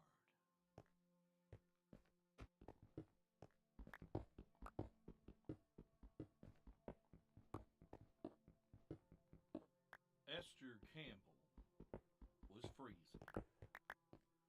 She was dressed in her warmest layers and standing in the cold outside of Rising Creek Baptist Church in the pre-dawn darkness, shivering, and had been for about a half hour. She had walked the entire way over from her boarding house carrying a big old picnic basket full of plates and cups and other sundry things in order to be early to do good service for her community. She just hoped her ride wasn't running late and she didn't freeze. Esther had moved to Baker's Gap from Arney, Tennessee about 3 months ago, shortly after the town of Arney officially ceased to be. And Arney weren't but 10 miles or so up the mountain from Baker's Gap and once featured 2 whole churches, a feed store, and briefly a commissary for the railroad. When the railroad work around Arney was done, town was passed over for an official stop or station, well, the bleeding started and didn't stop until the corpse was dry. So Esther, a spinster at the absolutely dusty age of 26, took a secretarial job at Bernie's Industrial Farm Supply in Baker's Gap proper, and spent her days organizing the files of that storied establishment's larger accounts, which lately felt more like filing obituaries for failed farm after failed farm. Steady work, though, and the people were nice enough. It had taken her all of 3 days on the job to get invited to church at Rising Creek Baptist by Faye Burney, the boss's wife. Esther was delighted. She had been adrift since Buckner's Chapel closed its doors, and she'd never felt quite comfortable just turning up at a strange church uninvited, much less a full-on hollering and shouting Free Will Baptist one like Rising Creek. She had been nervous at first, but a few congregational sings, prayer meetings, and Bible studies later, the next thing she knew, she was being invited to join the Ladies' Auxiliary. For those of y'all who might not be familiar, the Ladies' Auxiliary of a mountain church is the absolute backbone of that body of worship. Organizing food pantries, visiting the sick when the pastor was spread too thin, generally being the mamas and aunts for the whole community at large. These were the solemn duties of a true Ladies' Auxiliary. This particular body of mothers and sisters was headed up by the pastor's wife herself, Miss Josephine Pickens. Esther was quick to notice she was one of only 2 single women in the body, and took no small amount of pride that these older women saw her good works and wanted her amongst their number. The past 12 weeks had been glorious and exhausting as Esther settled into her new hometown. Miss Pickens had given her and the younger women lots and lots to do during the week, mostly legwork and door knocking and flyer hanging, and most of the older women weren't quite up to trotting around town in the evening hours or picking up and dropping off meals for the shut-in or the needy. Usually 1 or 2 of the menfolk from the church would drive the women about as needed, or, in a pinch, Mr. Blevins, though not a churchgoer, he was happy to make sure the ladies made it back to Rising Creek to be picked up by their husbands, or in the case of the 2 single gals, to be dropped off at their respective boarding houses. Well, after the meeting to agree upon who would head up that year's Christmas fundraising initiative for the orphanage over in Tipton, surprise, it was Miss Pickens, Esther had been stopped by the other single woman in the group, Georgie Triplett. She had informed Esther that while working for the Ladies' Auxiliary at RCB was good and right and undoubtedly pleased the Lord, she knew that being the new girl, and especially the new single girl, could make you feel pretty overworked and underappreciated. Esther had told her no, she was glad to help, and she didn't do her work for the church for a position. Georgie had grinned slyly and told her it was all right to feel frustrated by Her Majesty Miss Pickens and her hen house, and that she wanted to do some work that might feel a little more gratifying and fulfilling, well, that she worked with an interdenominational group of people from churches and civic organizations all across Appalachia, and this group saw to the people who lay on the outskirts of polite society. Folks living rough up in the woods in tents and lean-tos. The drifters who came and went on the rail once they found out they wasn't white enough or holy enough to be wanted in Baker's Gap. Didn't they deserve the love of the Almighty as well? Church folk would always take care of church folk in little towns like this. But it took a bigger body to truly look after the lost. A lot of these small-town preachers are like shepherds who get fat on the backs of their flocks, and then they forget how to look for the lost lambs, Georgie had said with that sly grin as she handed Esther a pamphlet. Tell you what, we have a pancake breakfast coming up at one of the poor folks' camps out off of Peter's Branch on Saturday. Come help me out with that, and see if you don't feel more seen and appreciated than you do when you're doing the bidding of Her Royal Majesty Queen Pickens and her.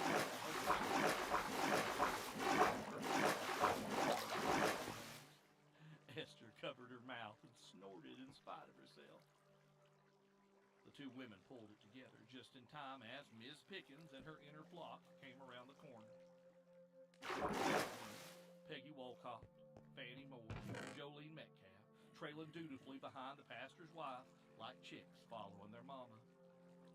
Esther fought down a giggle as the pastor himself, Claude Pickens, pulled up in his Model T to pick up the wife. Esther and Georgie watched as the women hemmed and hawed and, oh gosh, their way through a proper mountain goodbye as their own husbands arrived one by one to pick them up as well. Eventually, each car left the church and vanished into the road.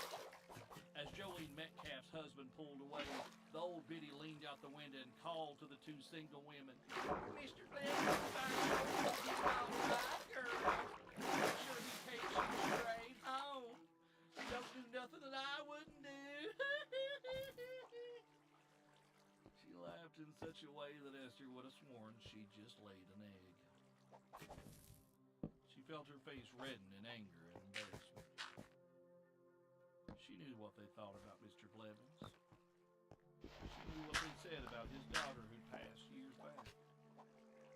Whether he come to church or not, Melvin Blevins was a kind man, and people shouldn't joke about him that way. She glowered down at the pamphlet Georgie had handed her. It featured a drawing of a woman looking hopefully towards the horizon, a baby nestled at her bosom, and beneath it, Good Mother Ministry. And below that, a slogan. We sow in the dark, so we might sing at dawn. Well, that's hopeful and wholesome. Georgie, sign me up for Saturday. I'm in.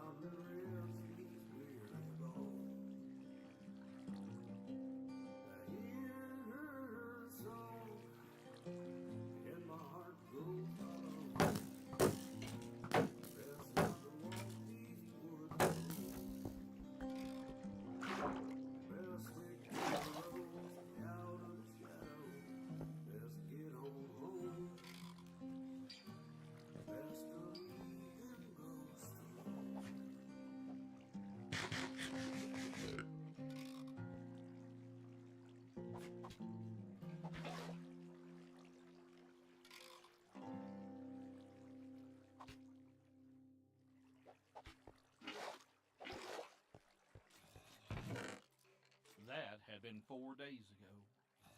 And now here she stood, freezing her tail feathers off, waiting for who? Not anyone from church. Probably not even Mr. Blevins. Georgie had just told her to meet her here by 5 a.m. and her ministry friends would have their ride all weekend. Church to go to work for a group in time, she started to fret. What did she know about Georgie Triplett? What did she know about this whole arrangement? The reason tramps and train hoppers didn't get visited by the ladies' auxiliary, well, they were often crooked, shifty people from away. Poor folks, sure, but poor folks that would cut your throat for $50, and the folks living up off Peter's Branch, bunch of moonshiners and bootleggers from what she understood. She heard about little squatter gangs like that, just moving into cleared out hollers and living outside the law. She'd heard the stories about the women that had been living out what they would call clutch on the other side of the gate 10 years ago. She heard about that. People who lived like that were downright dangerous. But before she could change her mind and start the long walk home, big old work truck pulled up. The kind that hauled lumber for supplies from the railroad. Out of the back, quick as a rabbit, popped Georgie Triplett. And she turned and carefully helped someone else down from the back of the truck too, another woman, older and taller. And when she got closer, to Esther's surprise, black. Esther, this is Miss Darla. Miss Darla, this is my friend Esther I told you about. The woman did not speak. And Esther noticed she watched Georgie closely during the introduction and then turned her eyes to Esther. Esther had not known many, if any, black folks in her day. Living in Arney, her social circle had been about 2 shades of ivory soap lighter than a glass of milk. How do you do, ma'am? Esther said, speaking slowly. She assumed the woman was deaf and had been reading Georgie's lips. She also signed the greeting with her hands. Esther's great-granny had been deaf most of her life, and Esther had learned both sign language and what her great-granny had taught her was the courteous pace at which to speak to be easily read. The woman shook her head and signed back. I can hear you, my new friend. I cannot speak. Oh, Miss Darla had an episode years back and lost her voice. Georgie explained, but she can hear you just fine. She looked back at Miss Darla. Can I tell her, or would you like to, since y'all seem to be real good at that hand talking? Miss Darla shook her head and signed to Esther. Tell her she can tell you my story on the way. I see light in you, Miss Campbell. Tell her, and let us get on. There is much to see. Esther relayed the older woman's message, and the three women climbed into the rear of the truck and settled in as it trundled off into the lightning day. Miss Darla's story was one of wonder. She had seen so much darkness in her life. She had endured horrors beyond anything Esther could comprehend, and she'd survived. She had no people left, and had to navigate the brutality of the South and the echoes of the war between the states, and she'd been lost. She made her way from the coast of South Carolina to Tennessee, and for years had worked as a servant to white families. Finally, when she gave up on trying to fit into their towns and into their worlds where there was no place for her, she found a community of other people the towns had no places for. And from that group and from their shared faith, they'd come together to celebrate and worship in the ministry of the Good Mother. When they arrived at the site of the pancake breakfast, Esther was amazed. Deep into the woods off one of the most remote branches of the Nolichucky was a whole town of tents and makeshift shelters, communal living spaces that were organized and orderly, men and women and even children living together outside. Miss Darla seemed to be known to all, and many children ran to her and hugged her and talked with her inside. The truck, which turned out to be loaded with griddles and grills and pots and pans and other equipment, was unloaded, and the largest meal Esther had ever helped prepare began to come together. As she peeled potatoes, rationed out bacon and other foods, Esther noticed that all the knives, the pots, the pans, the camp gear was all brand new, some still with labels on it. Some came straight from wooden shipping crates. The truck itself, she suddenly realized, had a shipping company name covered up with paint on the doors and on the tailgate. All of this was stolen. Her mind raced. She was among criminals, thieves, and who knew what else. And you know what? She didn't care. She saw more care in here amongst these folks that managed to cobble together a community out of nature and nothing than she ever did at Rising Creek or Buckner's Chapel or any church she belonged to. After the meal was completed, about a third of the camp, some 30 or 40 people, gathered in what was clearly the communal courtyard for this strange little bit of nowhere. A semicircle started forming around Miss Darla and a little girl who looked to be about 7 or 8 years old. Miss Darla signed to her, and she nodded, and then her voice rang out clear as a new day breaking. It's church time! Everybody will come help us sing. We'll get right in the service. And a handful of people moved forward to join and form a makeshift choir that belted its way in roughshod harmonies through some of the bloodiest hymns Esther had ever heard strung together. Stricken, smitten, and afflicted, power in the blood, and a newer one she'd only heard on the radio about a crimson stream. All songs about the spilling of blood for atonement. She was sure she heard the Lord's name here and there, but these songs seemed, at their heart, to be about something else entirely. After a bit, the little girl, Esther would later learn her name was Pearl, asked, Brother Luther, would you favor us with a song before we hear the true word? A tall man who looked like he could pull a plow on his own stepped to the front of the assembly and looked at Miss Darla, who smiled warmly and nodded. And Brother Luther opened his mouth, and a song older than any family name in Baker's Gap rolled from its lips. And am I born today to lay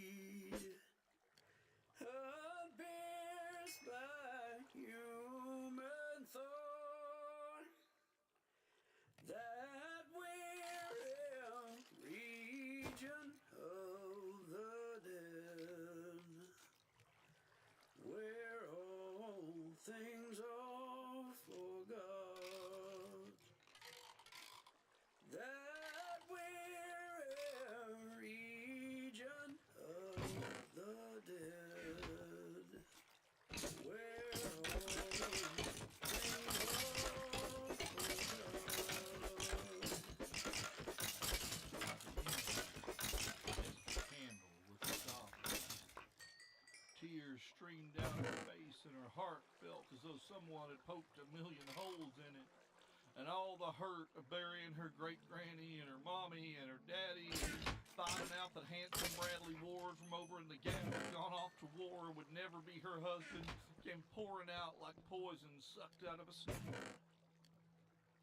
Before she could fully recover, though, Miss Darla stood and signed to little Pearl, and Esther didn't need to hear the girl say them as she read the words off the older woman's fingers.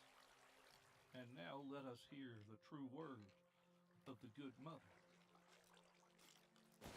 Esther thought for a moment that Miss Darla would preach an entire sermon or read a prayer to the child. Another did. At least as tall as Brother Luther and even broader, with a barrel chest and heavy belly, stepped up, and even Miss Darla retreated to a seat in the congregation. The speaker dressed as a man would for a Sunday service if he were delivering it while digging a ditch. He wore thick brown work pants held up by wide suspenders over a dingy white button-up dress shirt with the sleeves rolled to the elbows. He wore boots like a soldier might. His sandy hair was cut short and parted on the side and fallen to the right to the nape of his neck.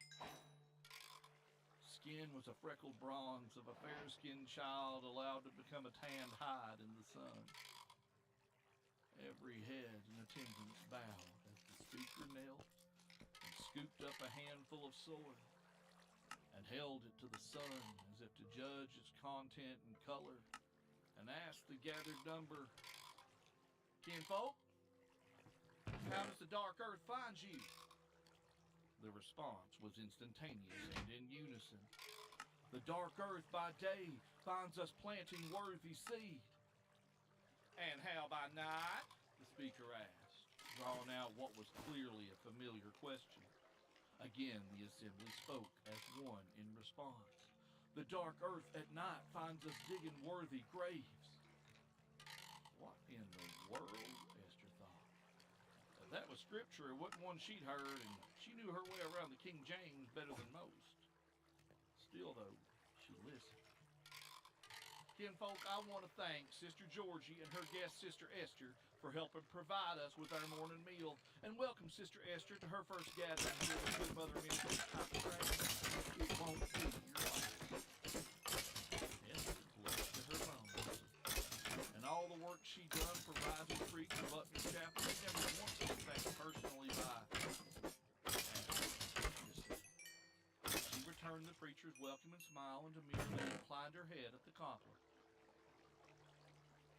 "Some of y'all know what we've gathered here to talk of this fine Saturday. And some of you might be guessed, but if Miss Darla is right, and the signs I've read in the wood and the stars is right, then, kinfolk, I believe we have entered the age of reckoning after all this time." Audible gasps ran around the circle. Esther saw Mother clutch her two little boys to her like she'd just been told they'd won a steak dinner every night for a year. She saw an older woman with one arm draw a shape with her foot in the dirt and seem to direct a steady murmuring string of words to it. Brother Luther actually fell to his knees and dug his sizable hands into the dirt and said the words, "Thank you, Mother. Thank you, Mother," over and over again. Now, I know anybody can gets up here and tells you that they are living in the age of the reckoning. We all know that preachers and priests and fancy-talking tent revivalists can get up and say whatever they want, and people will fill their collection plates and buy them a fine fish dinner for breathing the word of the good news. But I think you can feel in your heart as much as I do that this is real, can't you, church? The two boys were now asking their mother, "Really? Really?" And she was assuring them that it was so. Esther looked about the crowd for someone she could ask a question that wasn't thrown into fits of joy and or relief at this cryptic announcement. When she caught Miss Darla's eye and quickly signed, "What?" Miss Darla smiled archly and signed back, "Patience." The sermon went on, and Esther did her best to follow the thread of what the speaker was saying. The speaker apparently had been having visions and visitations with spirits and angels that came in all forms in the night. Other folks chimed in the affirmative. They had too. Most folks, it seemed. The speaker went on at length about how they had suffered and persevered, just as all of God's chosen had to do at one time or another, be it Moses and the Israelites, or those proclaiming the name of Jesus, or even them.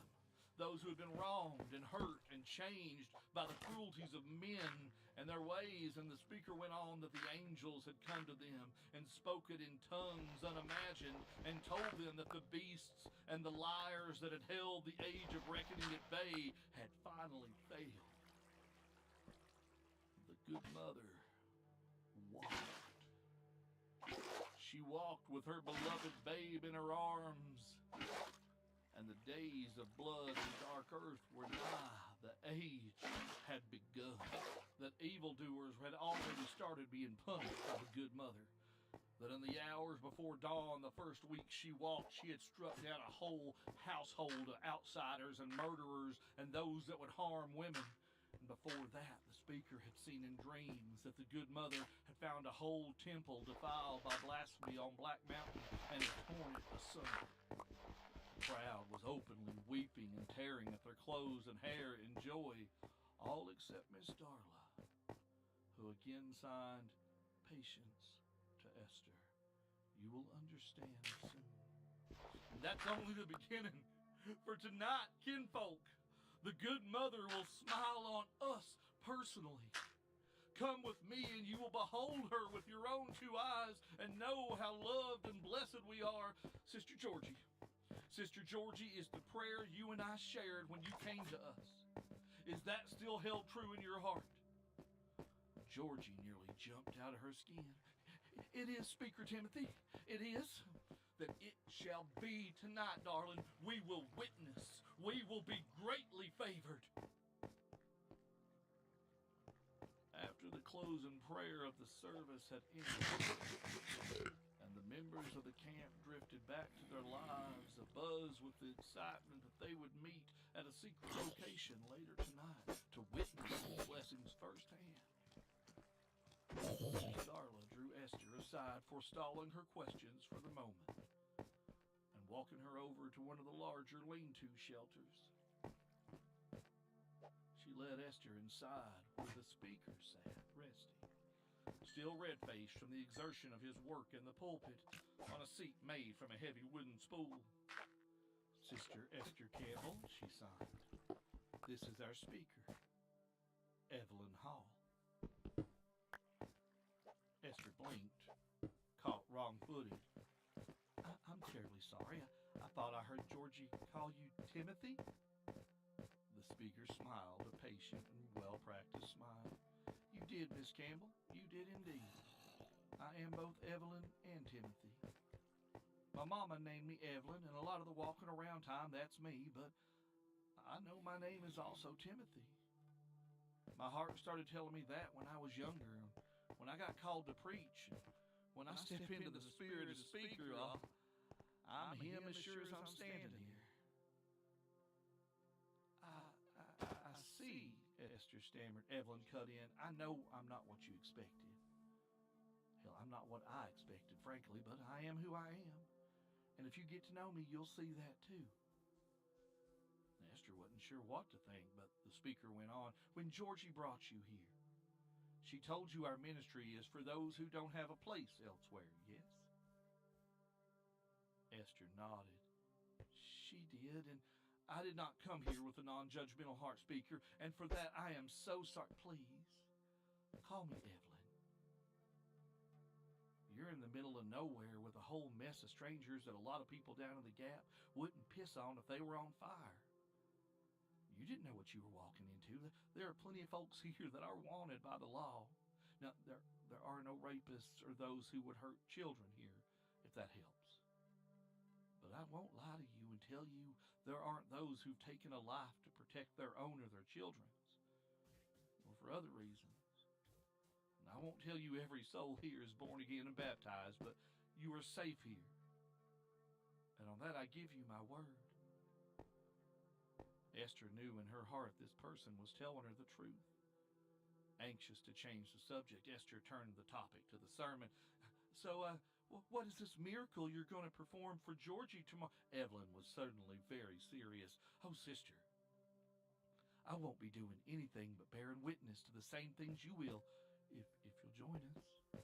I'm but a conduit and a vessel for the will of the good mother, the angel of vengeance, the patroness of all mothers and children who have called out for help and been left unheeded by men.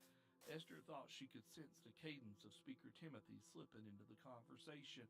Come with us, sister, the speaker said earnestly and softly, taking Esther's hand.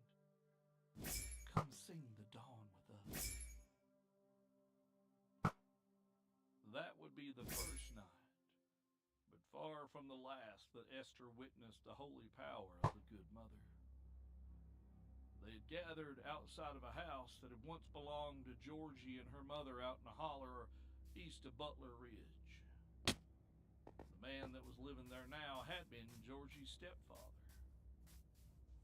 He was not a good man to Georgie's mother before she died, and though she couldn't prove it, Georgie knew he was responsible for her death.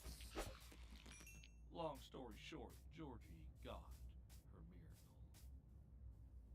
They all watched a tall, pale woman appear, rocking a sleeping infant in her arms. And they watched as she called her angels from the high trees, great swooping owls that seemed to have too many wings and too many faces, and feathers made of mold and bark, and claws made of wood and bone, and how they broke the windows and flew in and out of the house until Georgie's stepfather ran outside and met the tall, pale woman and her child herself. And they watched as all of Georgie's prayers were answered. Esther had found her second new home, and a God that actually showed up. Esther and Georgie continued attending Rising Creek Baptist and serving with the Ladies Auxiliary. As the weeks went by, they drew one or two new members out to help with their interdenominational outreach activities. Some stayed, others didn't. Late one Wednesday night, after a meeting of the potluck organizing committee, another veteran member of the group, who wasn't part of Josie Pickens' little clique, approached Georgie while she and Esther were waiting for their ride home. Bonnie Ward, the sheriff's sister and wife of the local hardware store and chess club owner, Bill Ward, pulled Georgie, and by default Esther, aside. I talked to Mitch Stapleton the other day when he was making a delivery to the store. He stays out there in that camp that y'all take food to with that other group, don't he? Georgie nodded. Yes, I know Mitch. Mitch told me some of the folks out there can be quite persuasive in terms of helping folks see the error of their ways. Says there's a preacher out there who knows people who know some people who know some people. Georgie gave Esther a subtle head shake, and neither woman spoke. Yeah, that's what I figured. Anyway, y'all seen Coralie Tilly lately? Esther thought about it for a moment, then frowned. Coralie wasn't part of the auxiliary. Come to think of it, the woman barely seemed to speak to anyone at all. She couldn't remember if she'd ever properly been introduced to the quiet little mouse of a woman. But Georgie nodded. Yeah, she's married to Frank. A lot of the boys out that way know him from his own part of the hardware business. What of it? Like I said, either y'all seen Coralie lately? Let me help you out. No, you ain't.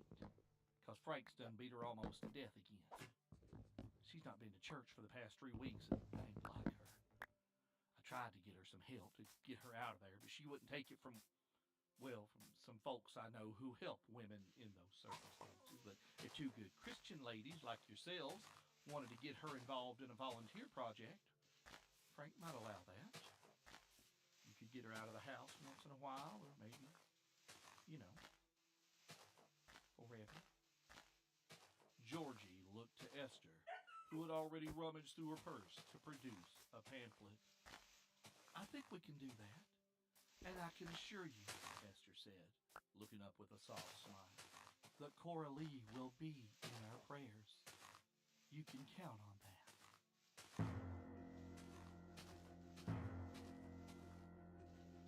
There is a curse upon my every waking breath, and I cannot escape darkness. Well, hey there, family. Welcome back to Baker's Gap in the year of this Old Gods of Appalachia is a horror anthology podcast. And this episode contains frank discussion and descriptions of relational violence as well as emotional abuse. So listener discretion is advised.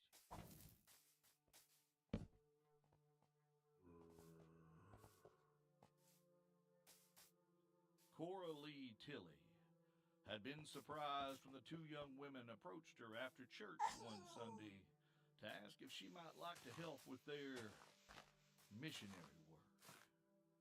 Well, she didn't know Georgie Triplett and Esther Campbell, not really.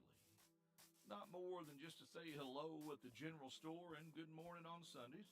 And when she told them politely she would have to decline, there was no way her husband would allow it. She was downright taken aback when Georgie looped her arm through Cora Lee's and said with a wink, "Why don't you let me ask him? I bet I can talk him around to the idea." And marched them over to where Frank stood talking with Arnie Ward and Carl Miner. "Excuse me, gentlemen," Georgie said sweetly. "I'm sorry to interrupt y'all, but might I have a quick word with Mr. Tilley here? Won't take more than a minute, I promise." From there, Georgie proceeded to explain that she and her friend Esther Campbell did missionary work out at a poor folks camp off Peters Branch on Saturdays, taking food and spare clothes and other supplies up to families out that way, and used some extra help because many of the women of Rising Creek Baptists were, well, of a certain age. They thought a healthy young woman like themselves might be the best choice for such work, and they thought immediately of Cora Lee. "We sure could use her help," Georgie said. "I hear your wife is a fantastic cook, Mr. Tilley, and sometime, well, when you're not too busy, of course, perhaps you could stop by yourself. We have some enterprising young men out at camp. I'm sure an experienced businessman such as yourself might find some untapped talent, or at the very least be able to offer them a little guidance here and there." Georgie smiled up at Frank and batted her eyes. And if Cora Lee didn't know better, she would swear the young woman was flirting with Frank. Frank smiled back. "Well, I allow as I can spare her on a Saturday every now and again, long as she got our house kept up first, of course, and I appreciate the invitation, Miss Triplett. I might just do that." "We'll be looking forward to it then," Georgie said with another smile and a wink, and Frank grinned. If she were a different sort of woman in a different sort of marriage, Cora Lee imagined she might have been annoyed. Instead, she found herself impressed by how cleverly the charming young woman had sold Frank on her proposal.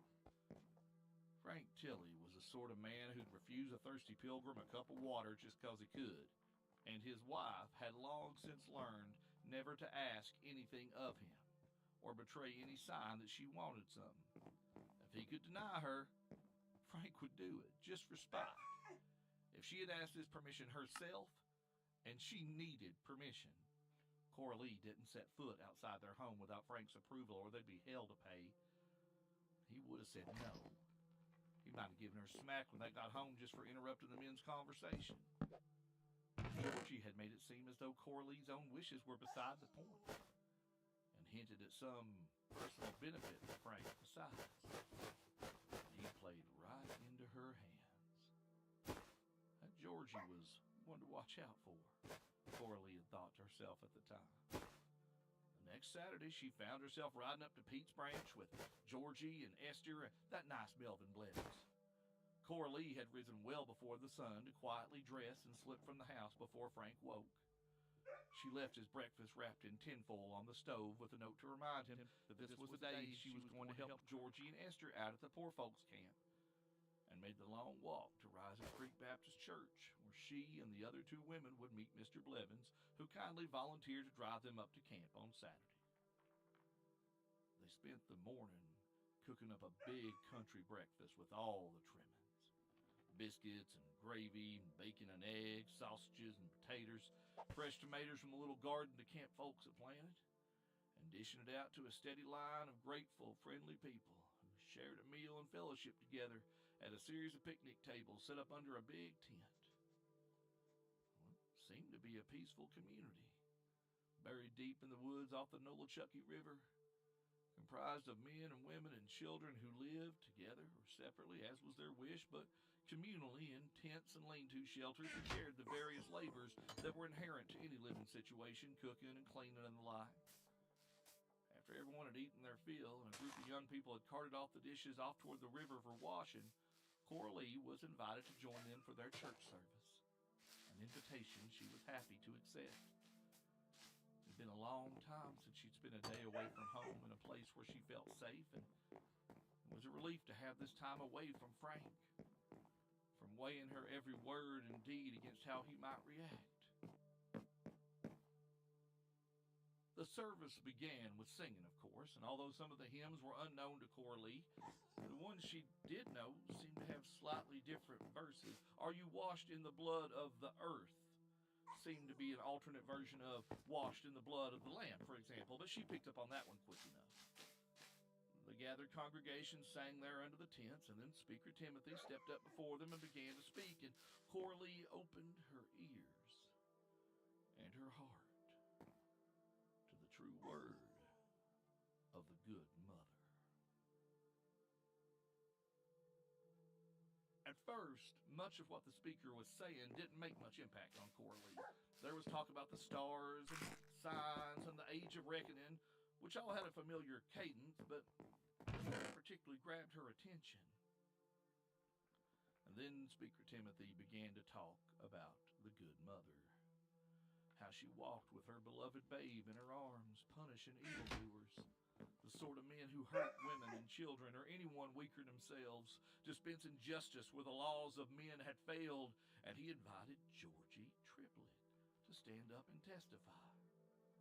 Coralie watched wide-eyed as her new friend walked to the front of the congregation, turned to face them, and began to speak. She talked about her stepfather, how he'd mistreated her mama for years, and how she knew in her heart that he was responsible for her death. She tried to go to the law, but the sheriff wouldn't listen to her. She thought there was nothing she could do. But then she'd come to Good Mother Ministries and learned the true word. She'd prayed to the Good Mother for retribution, and the Good Mother had answered. And it wasn't just Georgie's story. This was no unverifiable tale of "the Lord sent me a vision" that any sensible person would take with a grain of salt. Several members of the congregation raised their hands and swore they'd been there. They had seen the miracle too. Coralie was stunned. She'd never heard this scripture before. The pamphlet Georgie had passed her at the beginning of the service noted that it was sacred writ that many of the organized denominations sought to conceal. Could it be true? An angel of vengeance walking amongst them now, in their very midst? Finally, Speaker Timothy had said, "Thank you, Georgie." She returned to her seat as the speaker continued his sermon. Coralie turned to Georgie. "This is true?" she whispered. "You really saw this good mother?" Georgie gripped Coralie's hand, her face alight with righteous fervor. "She makes things right, Coralie. Do you understand what I'm saying? I'm sorry to be so blunt, but everybody knows your husband's no good. The good mother can make things right for you." Coralie looked into her friend's bright eyes and felt her heart crack just a little, just enough to let a tiny sliver of light in, and for the first time in years, she felt something like hope.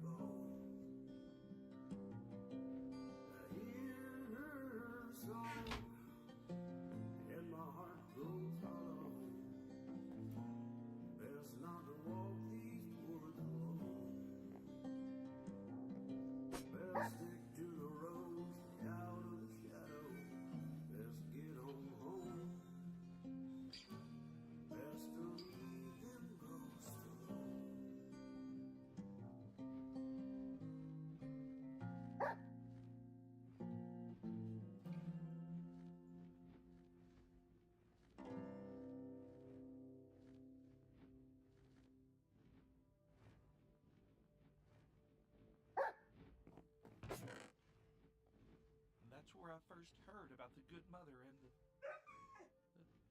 dark earth, Coralie told D.L. Walker. The two women sat together at the small table in the tiny room where Sheriff Andy Hodge had confined her. Georgie and Esther said that she could set me free. I guess I believed them because I started praying. Every day I prayed for the Good Mother to come and Here words failed Coralie as tears sprang to her eyes and she pressed a shaking hand to her mouth. Oh, God, forgive me. I prayed for her to come and enact vengeance on my husband, and she did.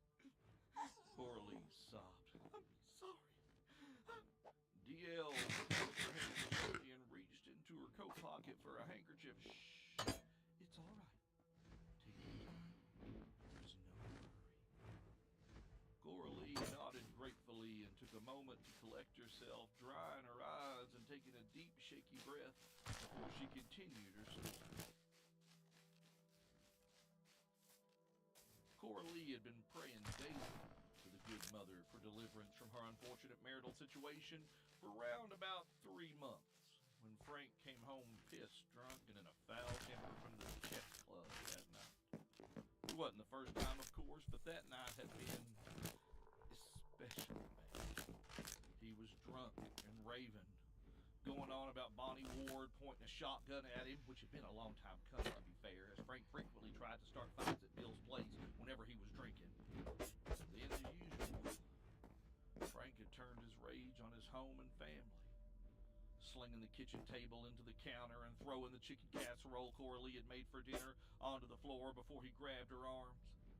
In the 7 years they'd been married, Coralie had honed a fine ability to gauge her husband's mood, a survival instinct born of hard experience, and she knew there would be no escaping his wrath tonight. No words that could soothe his temper, no gestures she could make to assuage his rage, and so when he reached for her, Coralie ran out the front door and into the woods behind the house as fast as she could, and she was light and fleet as a deer, and all she had to do was make it far enough into the woods before Frank caught up with her, because Frank would never follow her into the pines. Frank was afraid. Coralie didn't know why, but Frank had always hated the woods behind his family home, had warned her to stay out of them when they first married.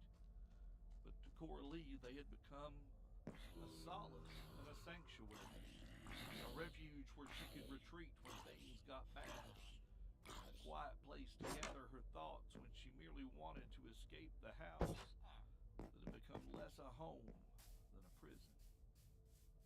So it was into the pines she ran that night, his angry threats ringing in her ears. You get back here, girl! You know what's good for you!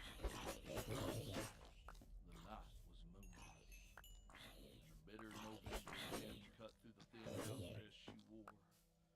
It was dark and it was cold, but Coralie knew these woods, knew exactly where to go.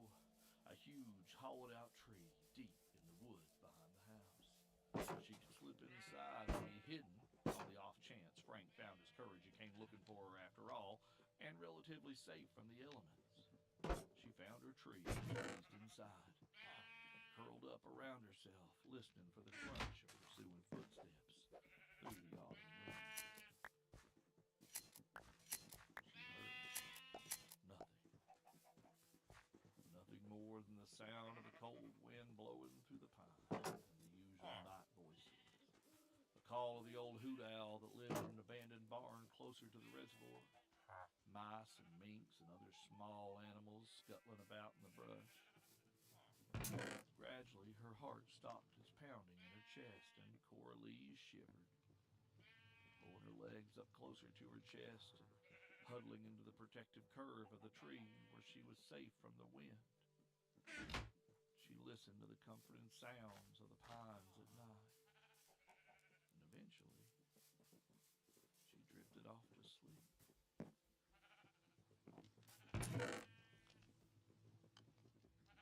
When Coralie woke, the woods was silent. Not the calm quiet of nighttime in the pines with its occasional hoots and rustling and chattering of insects, but dead silent, as if the woods itself were holding its breath. Even the whistling of the wind had ceased. The temperature dropped, and Coralie felt stiff and cold.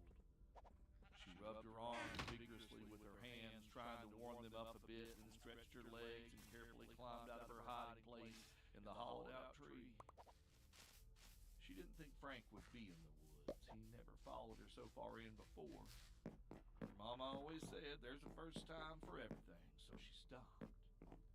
She listened, and she peered into the trees around her. Darkness. Silence. Surely Frank was passed out by now. Coralie wasn't sure what time it was, and Frank had pawned the watch her mom and daddy had given to her for her 16th birthday the first year they were married, but she knew it must be late. It should be safe enough to creep into the house and get warm. Coralie turned in the direction of the house and nearly walked into the woman who had appeared soundlessly behind her. She let out a tiny shriek, quickly stifled with her hand, stumbled back over the roots of the tree behind her, and landed on her hind end in the leaves, staring up into the dark, empty eyes of a woman who could be none other than the good mother, the angel of retribution she had prayed for. Her skin was pale as bones, her dark hair tangled with roots and twigs, and she carried a thin, twisted babe at her breast. As she watched, it turned its head towards her, and Coralie began to whimper. Then it opened its eyes, and its glowing green gaze seemed to bore into her very soul. Coralie's mind was suddenly filled with all her worst memories, replaying in her mind crisp and clear as if they just happened, and she began to sob. Coralie's memory grew fuzzy after that, but the next thing she remembered, she was following the good mother through the pines. They were well past the reservoir, and Coralie had lost her shoes at some point. Her feet ached, and she could feel the sting of cuts and scratches all over her arms and legs. She immediately thought to turn away, to run back through the woods towards her own house, but she found her body would not obey, her limbs marching ceaselessly on in the wake of the good mother. She was trapped, a prisoner in her own body. Coralie wanted to scream, but even her jaws would not comply with her simple wish to open her mouth and give voice to her frustration and terror. Soon enough, though, the angel of retribution stopped, coming to a halt near the edge of a clearing by the railroad tracks.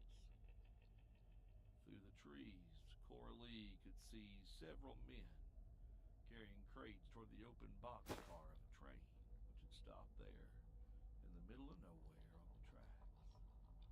A lantern lit their path, and in its glow she recognized her husband. And suddenly she knew why she had been brought here. See, Coralie had prayed for justice, for retribution, for deliverance from this man, and the good mother had answered. Coralie stood silent and confined, rooted to her spot in the woods, as the good mother slowly raised her hands, and the ground around them twisted and cracked, spilling forth a swarm of what looked almost like rats, huge and malformed, bones showing through hide that looked as though rotten flesh and poisonous vines had been woven together, teeth grown far larger and sharper than any rodent Coralie had ever seen, claws that looked more like the talons of giant owls. The men in the clearing began to scream, falling under the wave of the fast, vicious creatures. Long, fleshy vines shot from the rents in the ground, whipping around the men's arms and legs, pulling them down into the widening cracks in the ground that had opened to release the rat things in the first place, leaving only one Tilly was covered in blood, his clothing mostly chewed off, his body horribly maimed. He was missing most of his fingers, what remained hanging on by a bit of bone or sinew here and there, and chunks of his thighs and chest. Below his waist, there was just a wet, gaping wound. Coralie's body had been her own in the moment she might have been sick. Instead, she watched with mute dread as the good mother slowly walked into the clearing. Frank was slowly struggling to his knees or trying to, whimpering and crying. When he spotted the woman approaching, he began to sob. Please, oh, please, ma'am, I need help. Can you help me? The good mother stood over Frank Tilly. She touched his cheek, and there against his pale face, Coralie suddenly realized that she too had claws. Her nails were long, thick, black, and slightly curved. And as Coralie watched, she sunk those nails into Frank's neck, gripped his head, and twisted. Frank's head separated from his body with a wet, tearing sound, and as his body hit the ground, she saw them vines shoot out of the cracks again, wrapping around him and pulling him into the dark earth.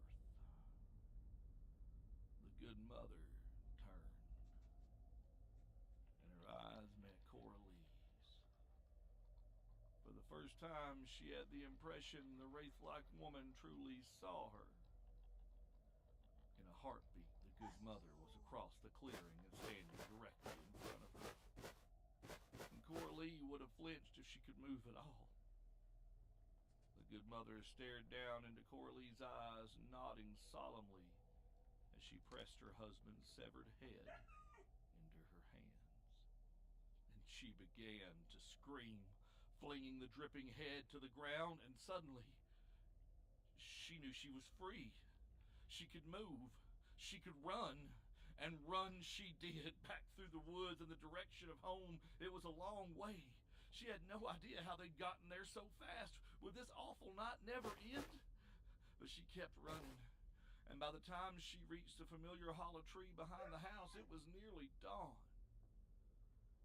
She was exhausted and numb with shock.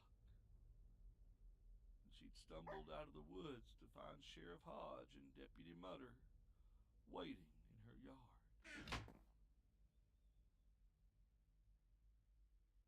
Coralie fell silent, having exhausted herself in giving a strange account of the night of her husband's death. She seemed to shrink in on herself now, wrapping her arms around her, head down. Very gently, DL reached out to touch the young woman's shoulder. Coralie flinched and looked up. It's all right. It's over, and you're safe now, DL said quietly, her voice low and soothing. Coralie sighed. So you see what I meant, Miss Walker? Nobody's going to believe what really happened. I believe you, DL said. She had heard the ring of it in every word. Coralie spoke true, or at least the truth so far as she knew it. She told no lies. I thought I was praying to an angel. You understand me? They told me I would get divine justice, but Miss Walker, whatever she is, I don't think she's got anything to do with God. DL drew in a breath before she spoke carefully.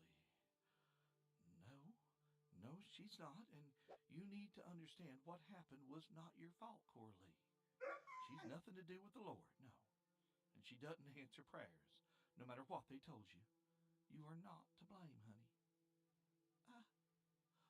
Are you sure? I'm sure, and I'm going to get you out of here. You sit tight a minute, okay? I'm going to step outside and have a word with the sheriff. I'll be right back. DL walked over to the door and rapped on it sharply. In a minute or so, she heard the jangling of keys from the other side as Sheriff Hodge came down the corridor. He unlocked the door and poked his head in. Well, everything all right in here? You ladies need something? I just need a few moments of your time, Sheriff, DL said with a tight smile. May we speak in your office? The sheriff nodded amiably and stepped back to allow DL out of the room. He locked the door behind them and turned and led the way back upstairs to his desk. The hour had grown late, and Mrs. Hodge was nowhere to be seen now. Probably gone home to make dinner, DL thought. The sheriff's office was deserted except for the two of them, which was ideal for DL's purposes. Andy Hodge offered her the seat across from his desk, and she took it and got straight to the point.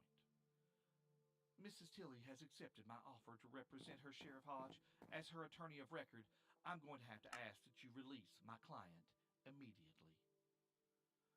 Now, Miss Walker, I've already told you the reason. Bullshit. Excuse me, ma'am? Andy Hodge stammered, flabbergasted. You heard me. We both know your reasons are bullshit. Coralie Tilley didn't kill her husband. She was terrified of the man, apparently like everyone else in this town. He was nearly a foot taller than her and he had a good 100 pounds on her, and you and I both know there's no way she committed this crime. You are holding an innocent woman without charge to divert attention from a more likely suspect. Earlier in the evening on the night of his death, Frank Tilley was held at gunpoint by a woman who was not, in fact, his wife, but Bonnie Ward, is it? Isn't she your sister, Sheriff? The sheriff glared at her. Now listen here. No, you listen, Sheriff Hodge, DL said calmly. You're going to release my client tonight, right now, quick as you can. Because if you don't, tomorrow morning, the papers are all going to be running headlines about the local sheriff who's persecuting the wife of a murder victim in an attempt to cover up his sister's crime. My sister had nothing to do with this, Andy Hodge snapped. She was home with Bill and the kids. Oh, I'm sure that's true, DL acknowledged. But that's not my concern. My job is to protect my client. And there's more evidence against your sister than there is against Miss Tilley. I prefer to handle things civilly whenever possible, but if I have to, I will employ whatever leverage is at my disposal to ensure my clients receive the vigorous representation to which they are entitled. Do we understand each other, Sheriff? Andy Hodge sat glowering at her, clearly thinking over his options. Fine, he snapped finally, reaching for the set of keys he'd laid on the desk. It didn't take long for the sheriff to release Coralie. She hadn't been arrested, much less formally charged, so there wasn't much to do than for her to gather her things.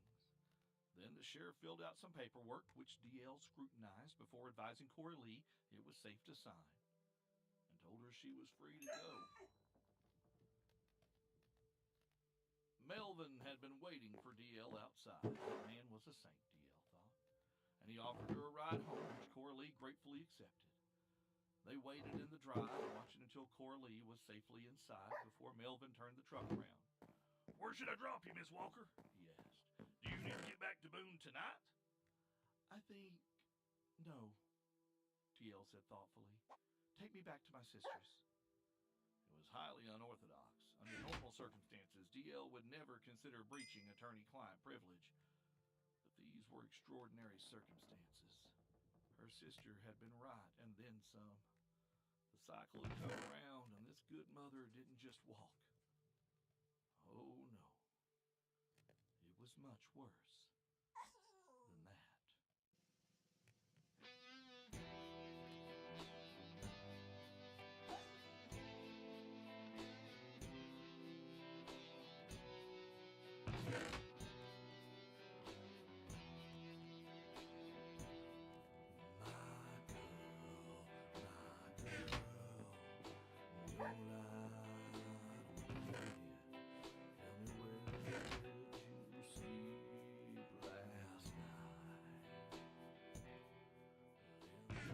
Hey family, Cam here.